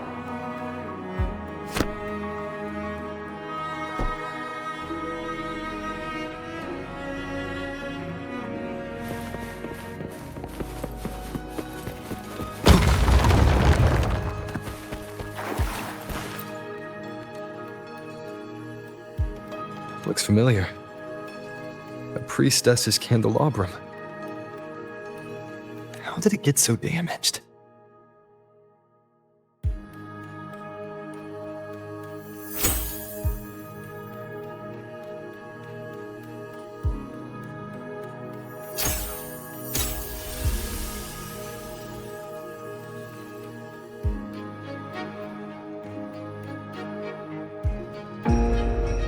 Fate unveils itself to the priestess. Following its guidance, she reaches the end again and again, foreseeing its conclusion. Heads fall, whimpers fade. She sees no hero of heroes. Variables added, visions expanded. She sees no hero of heroes. Beyond a doubt, no other choice. She sees no hero of heroes. The priestess is never wrong, but she despises her own truth.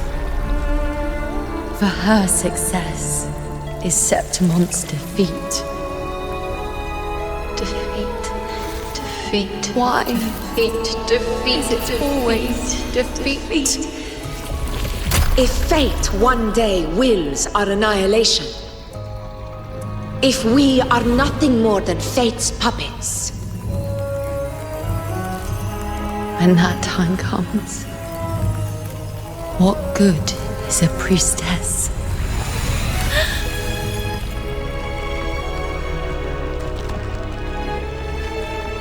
Septimon will be known.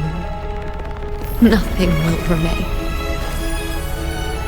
Only she who foresaw every death still lives.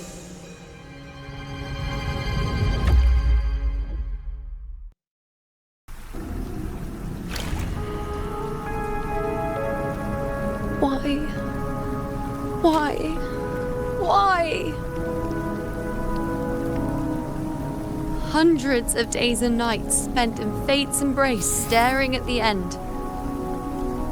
I tried to see everything, missing nothing, but not once did I see a single future where Septimon still stands.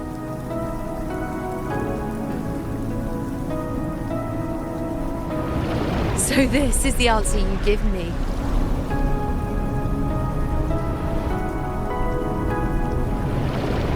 To know our inevitable doom, and tell the people of Septimon to wait for it, accept it, and even be grateful?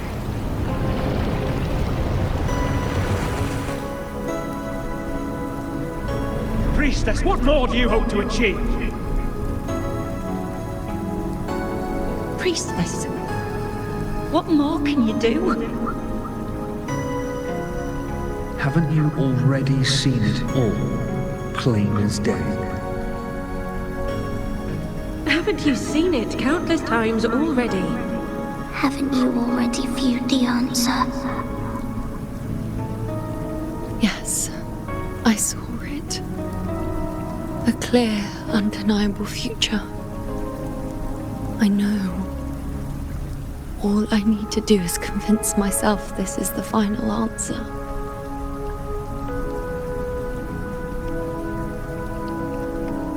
But how could I ever accept it? How could I be content?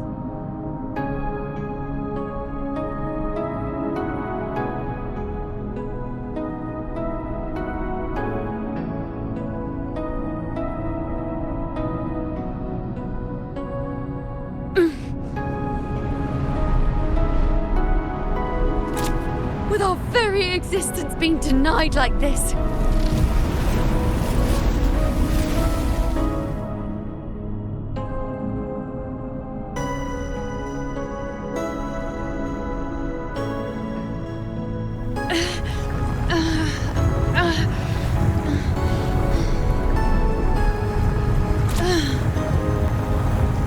Who are you to decide Septimon's fate?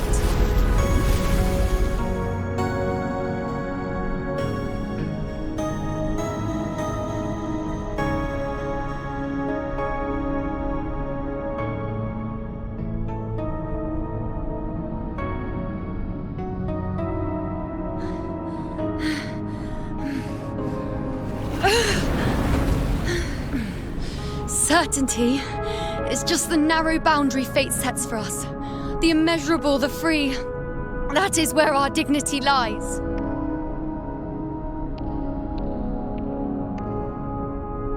A mouthpiece, a silent witness. If this is what you expect of me.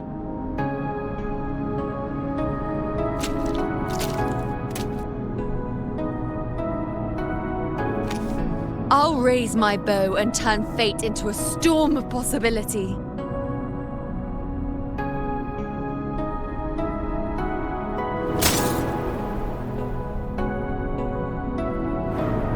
If, just once, I can prove you are not fixed, then will this so-called end even...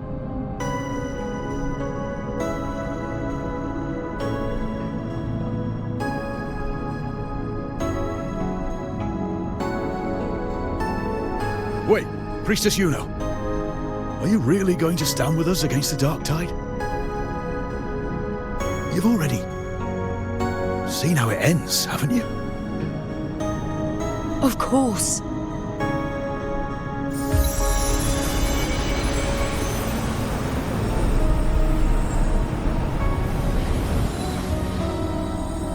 I'm doing this because it's what I want. The answer I seek is the one only I can give.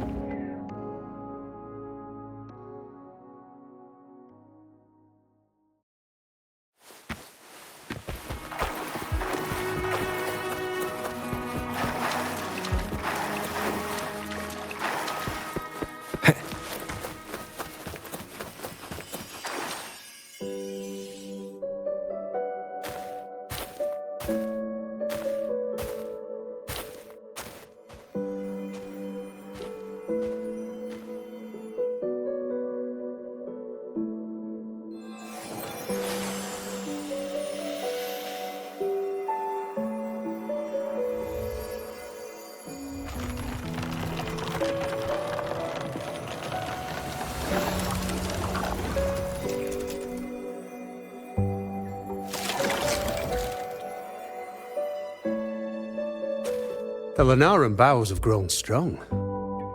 You've done well with your anchoring.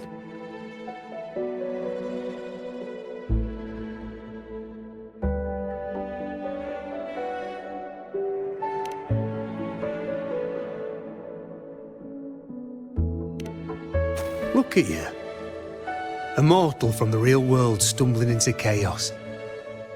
What else would you be here for, if not to take something back with you?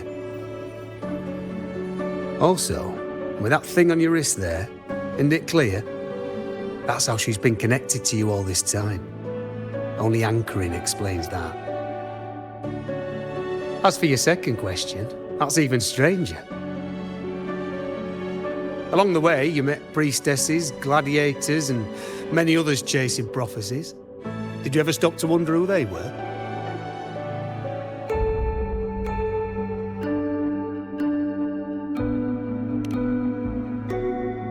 What is it you expect to hear then? I'm a blacksmith, long dead. Once a forger of weapons. A father to a daughter. A reflection of her past in the chaos.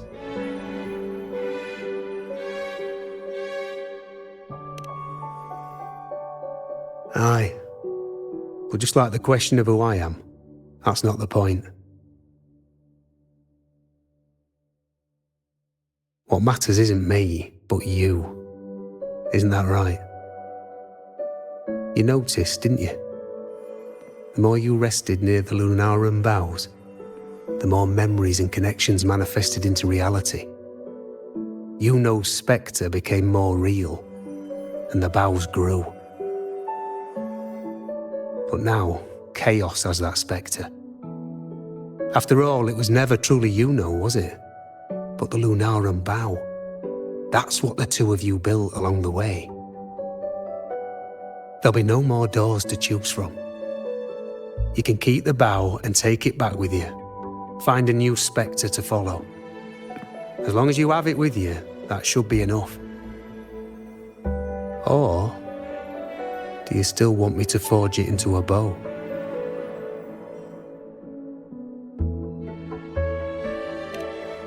We were gathering Lunarum boughs to forge the bow.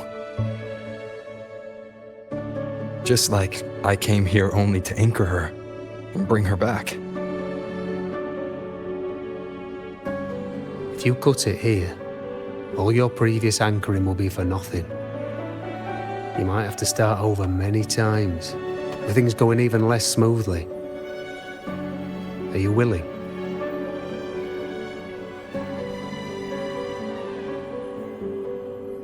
Not to mention being trapped in chaos for so long. There's a chance she's already forgotten her will to fight. Are you sure you want to throw away all the certainty you've built just to gamble on a possibility?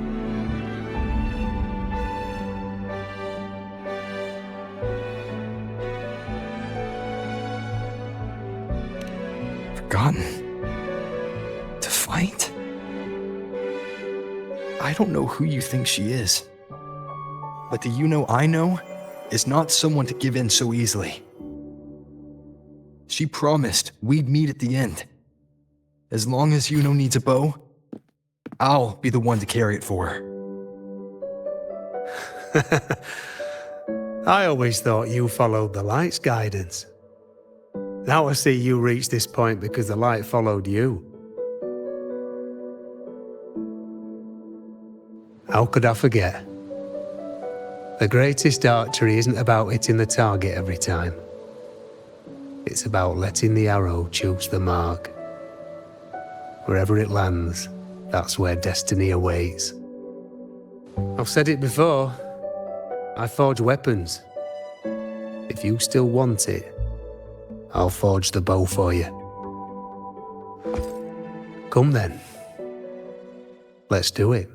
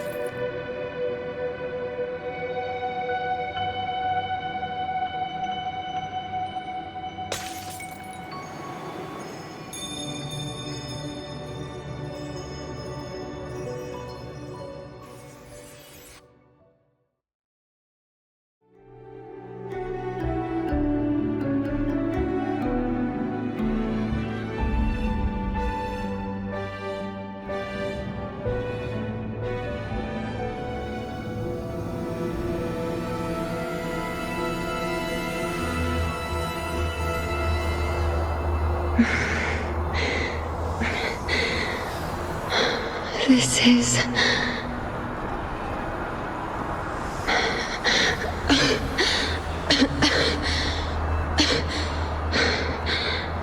Iuno. Priestess Iuno.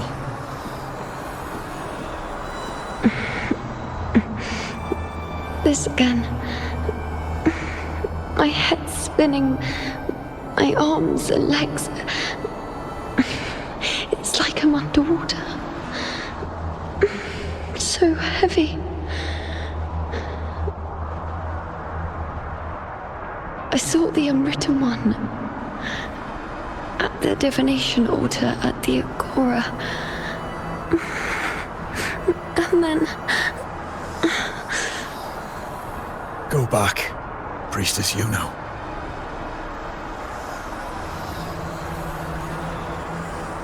Aurelius? What are you doing here? Didn't chaos just take me?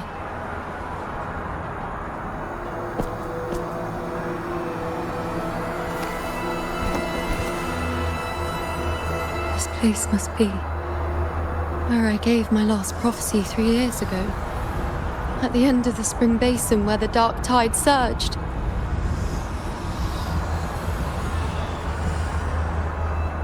Priestess Iuno. We're already indebted to you for accompanying us on this journey. But you've seen how it ends. Our squad is doomed. The others and I are fated to fall here. There's no need for you to risk your own life any longer. Return to Tetragon Temple. That's where you should be. I too will go where I should be.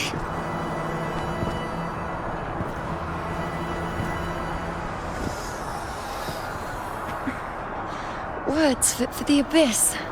Don't you dare underestimate me. Where to go, what path to take, that's something only I decide.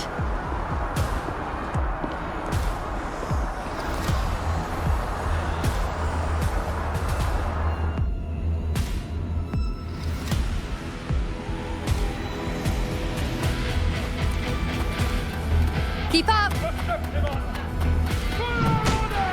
I shall bear witness. On you go.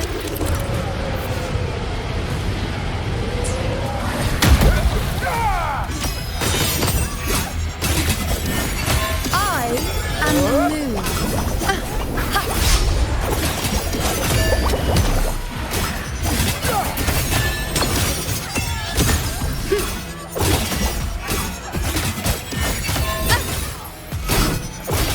On you go. I feel much better.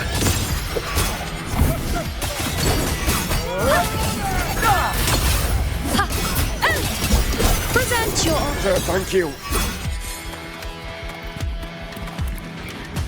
Keep up!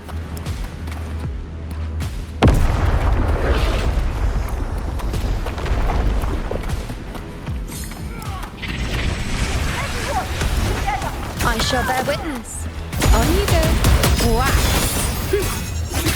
Bow before me.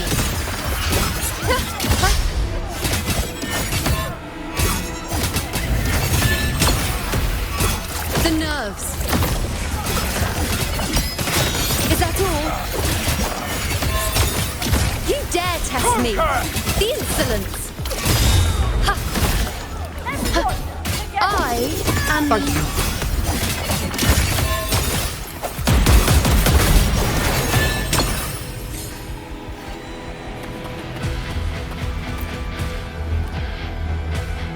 Thank you.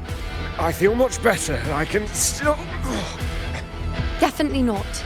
You are too wounded. Before worrying about them, make sure they don't need to worry about you. I know what you're planning. I'll go in your stead.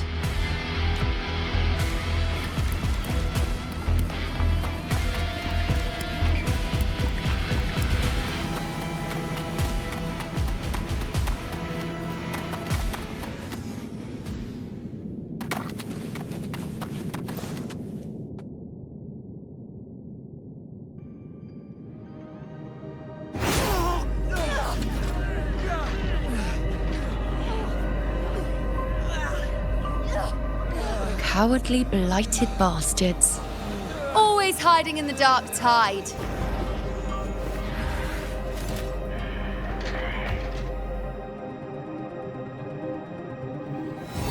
Then I'll send you right back into it!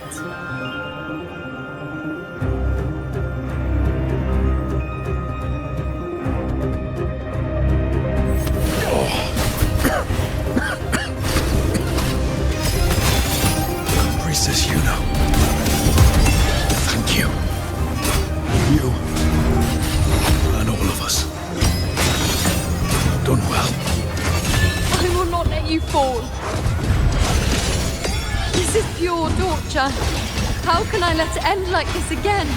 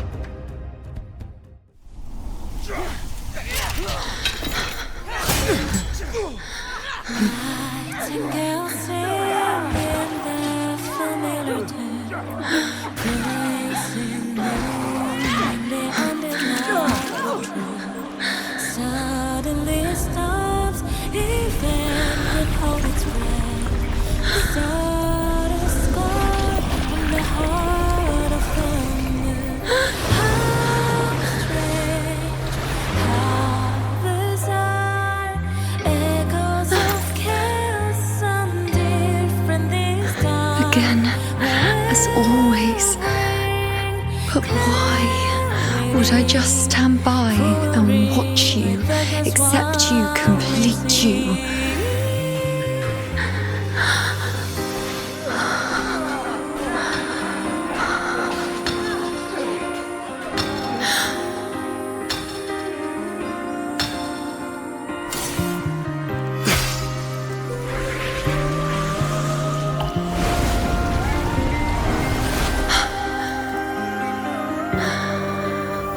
No. Even if the end is here, unavoidable, I still have the right to refuse. The Lunaran bow has grown strong. From now on, I need no one's guidance.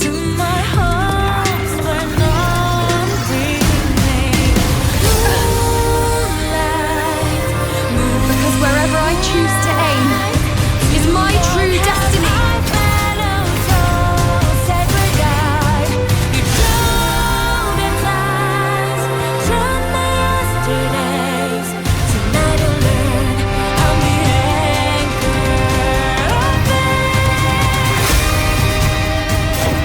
Look closely. Before you isn't a moon the dark tide can devour. It is a moon I command. I made myself the arrow, so you will answer to me. No escape, no retreat, no way out.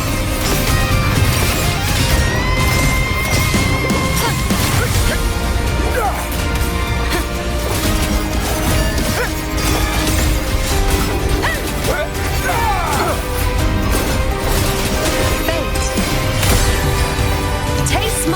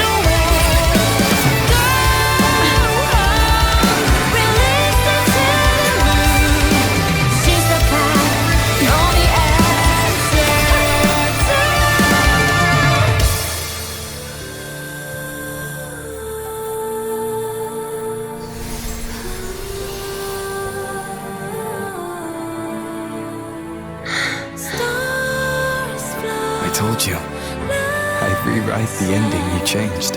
On the scale, the scars sometimes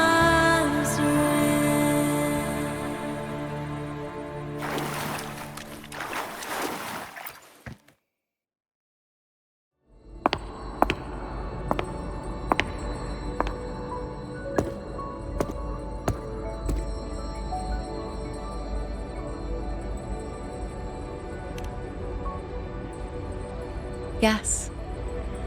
We've come out of the chaos between life and death, between existence and non-existence.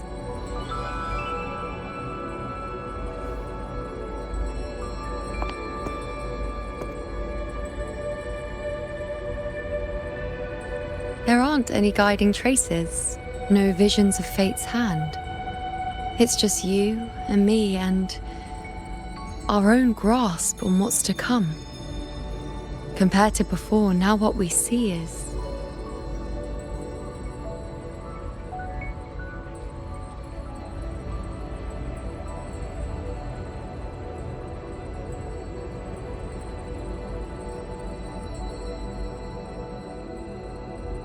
Yes, stretching as far as the eye can see, an infinite void. More vast than what I saw within you, or anything I glimpsed in the future. So this is what our changed ending looks like. No longer an indeterminate chaos or a singular answer given by someone, but an infinite sea of possibility awaiting choice. It seems there's nothing, but in truth, there's everything. So this is the true meaning of a void. Now, it's time to leave this place.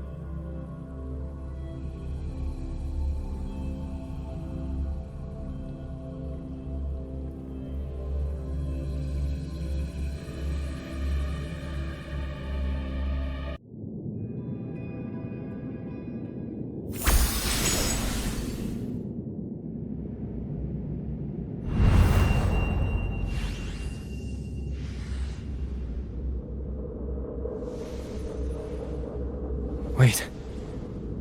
Why is it only me?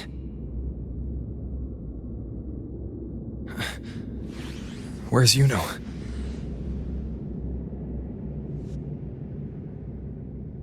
The way into chaos is closed. Lilibet's not here either. Did the anchoring fail? Or is it not over yet? But Iuno and I made it to the very end. Does this mean... this is the new ending I created?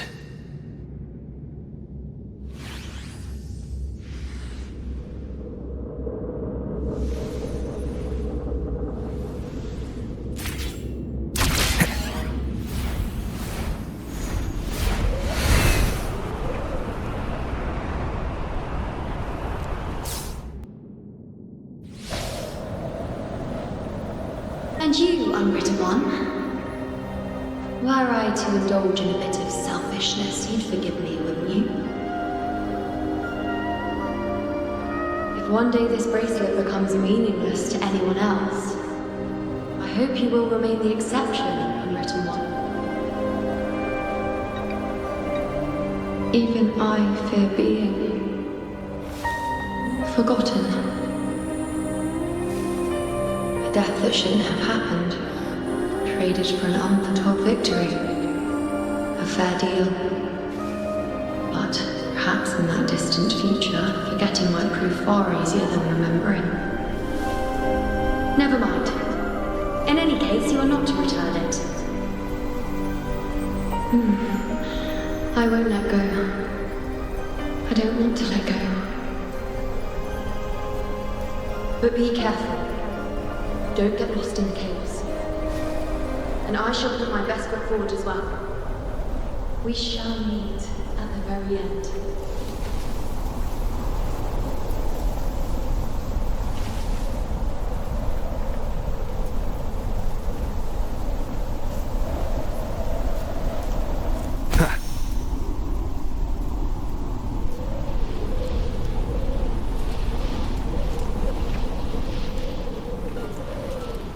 I don't see Lilibet anywhere.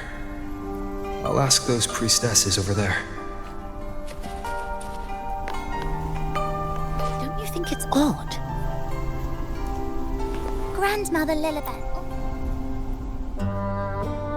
Don't you think it's odd? Even if we can't see the next part of Septimon's auguries, it still shouldn't be such a white blank. Grandmother Lilibet also said that for the first time, some of her records in Septimon's auguries were rewritten. Yes, it's like there's a whole new part to the story. Huh? Wait, aren't you the one they call the unwritten one? This is our first time meeting you in person.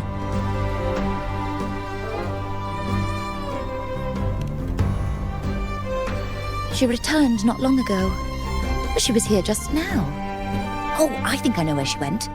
Underground. I don't know why, but things just keep happening today.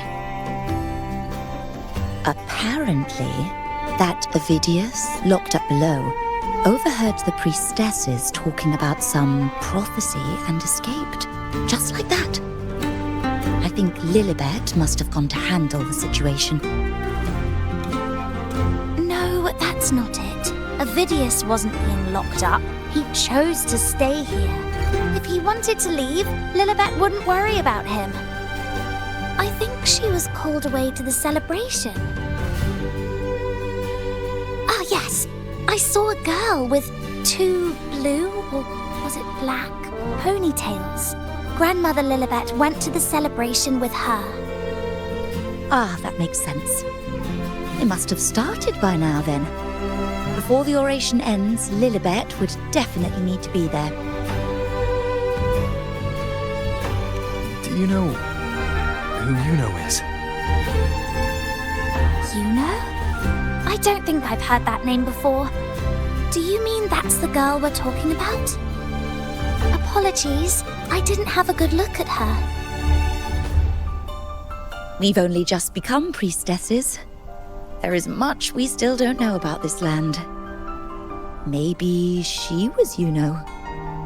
If it's important, perhaps you might try looking for her at the celebration. Don't you think it's odd?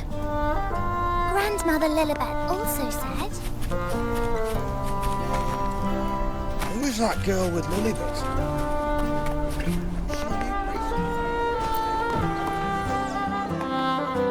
Oh, it's the unwritten one, eh? How have you been holding up? Since you've kept your distance from the dark tide, how are things? The bow, the girl, those daydreams of yours get any better? Let me think. Plenty of fresh faces here, but dark blue ponytails. Ah, I think I saw a girl like that. She walked like a cat, as nimble as they come. Seems she was looking for someone too. She was just over there.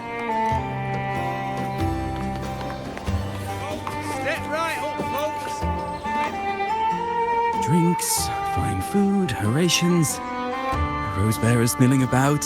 Yes, everything is just perfect. Oh, unwritten one. I was just saying how the celebration is nearing its most glorious part. You've come here for more petals to hand out? Or would you like me to recommend another interesting part of the ceremony?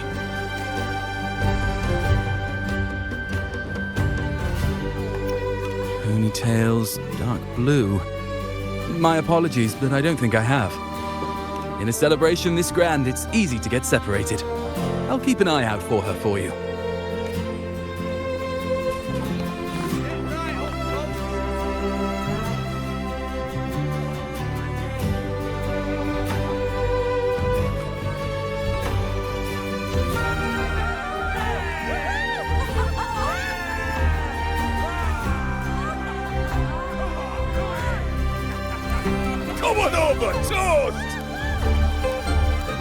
Drink till we drop!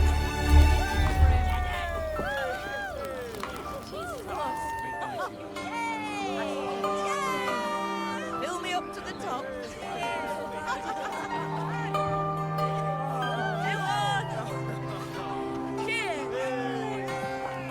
We should just live in the moment and enjoy what we have now. That's more like it.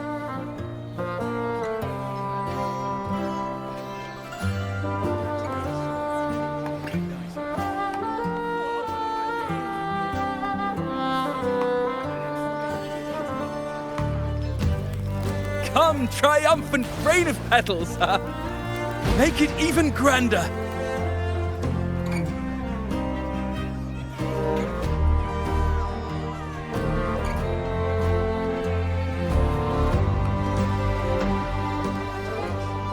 Didn't you tell me we would meet at the very end? Then why can't I find you?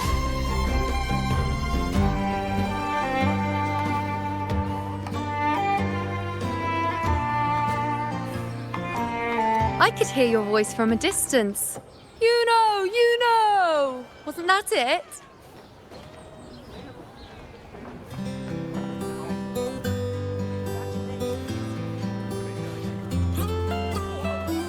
Seems like you're in an awful hurry to find someone.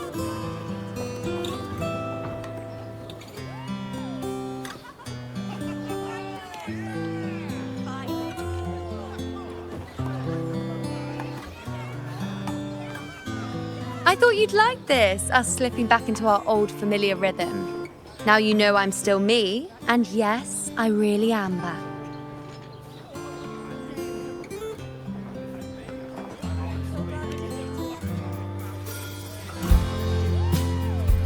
It's just like you saw at the end of the chaos. 3 years ago, at the end of the spring basin swallowed by the dark tide, I, as a priestess, made my choice.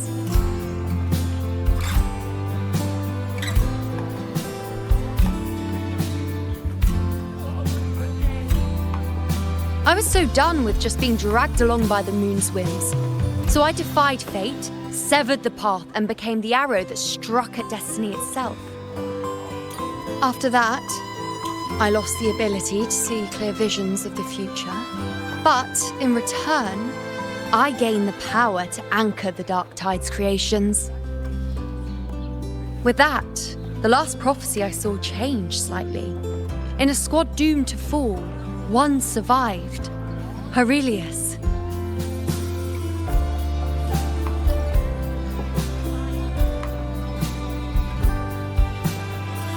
If I can do it once, then I can do it a second time, then a third. Perhaps one day I can overturn more destined futures.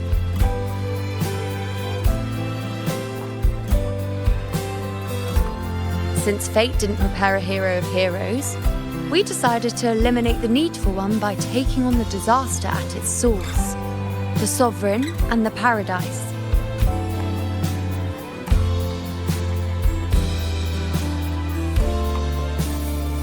This is the plan Augusta and I made, though I did hide the teeny tiny cost.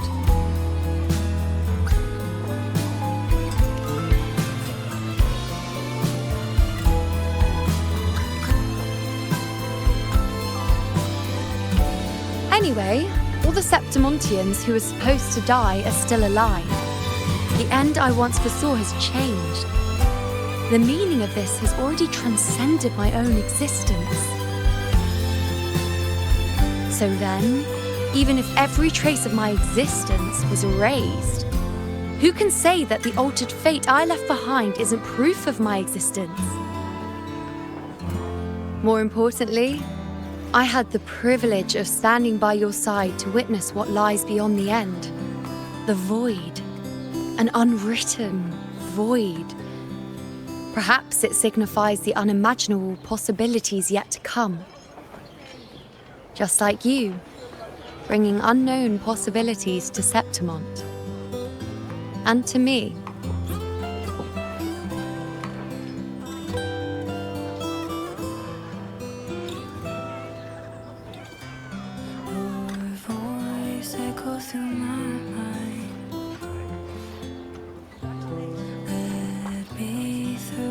darkness of chaos.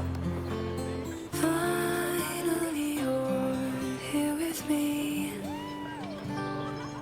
It is too surreal for me to blink. Just spin me back to your gravity. I'll orbit you in every galaxy. Tighten your grip if you doubt it's a dream. Let my pulse speak for me. All my pains are gone when you're near. Why? Sacrificing myself? Or just trying something I'm not sure about?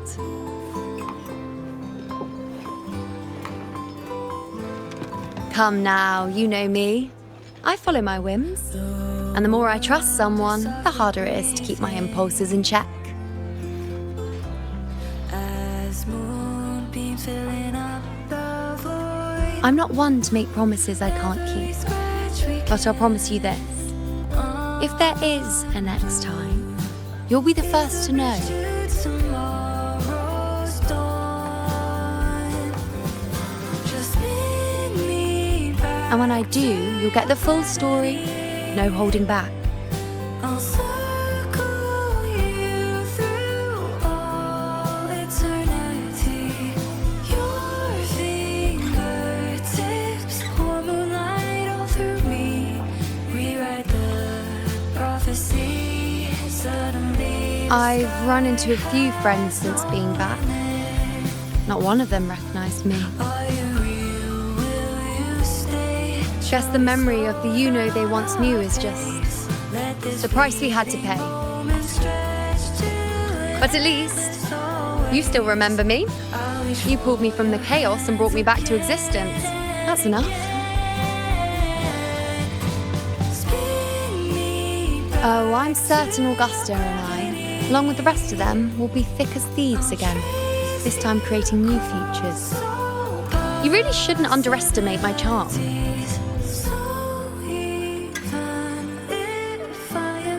Oh, yes, and this bracelet. This is the second time I've given this to you. Never mind the first time, but I wouldn't refuse a second time if I were you.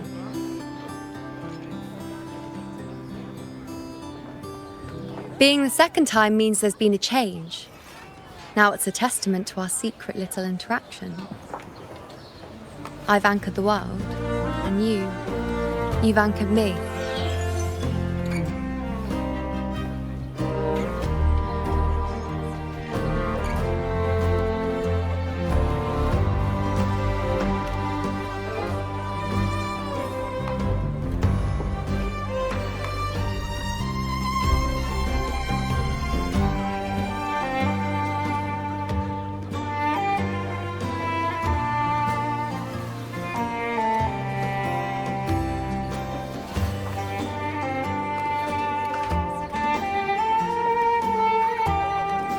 As for any matter pertaining to me, what you saw in the chaos and what transpired, do not breathe a word of it to another soul. Understand?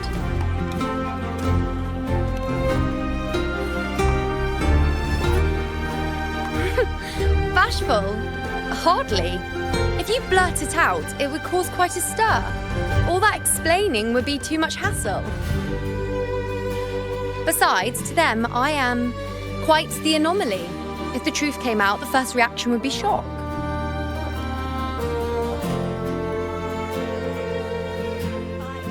Well, then again, this is a perfect opportunity to start anew.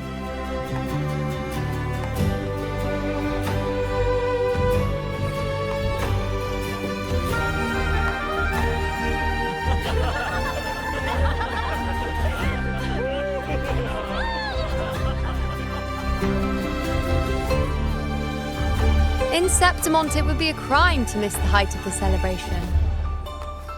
After fighting side by side, we share honey and wine under a rain of petals, drinking to our heart's content. Surely you've heard of this little tradition of ours, haven't you, Unwritten One? Come on, let's go. Together. To be drenched in those rose petals that smell of glory and triumph.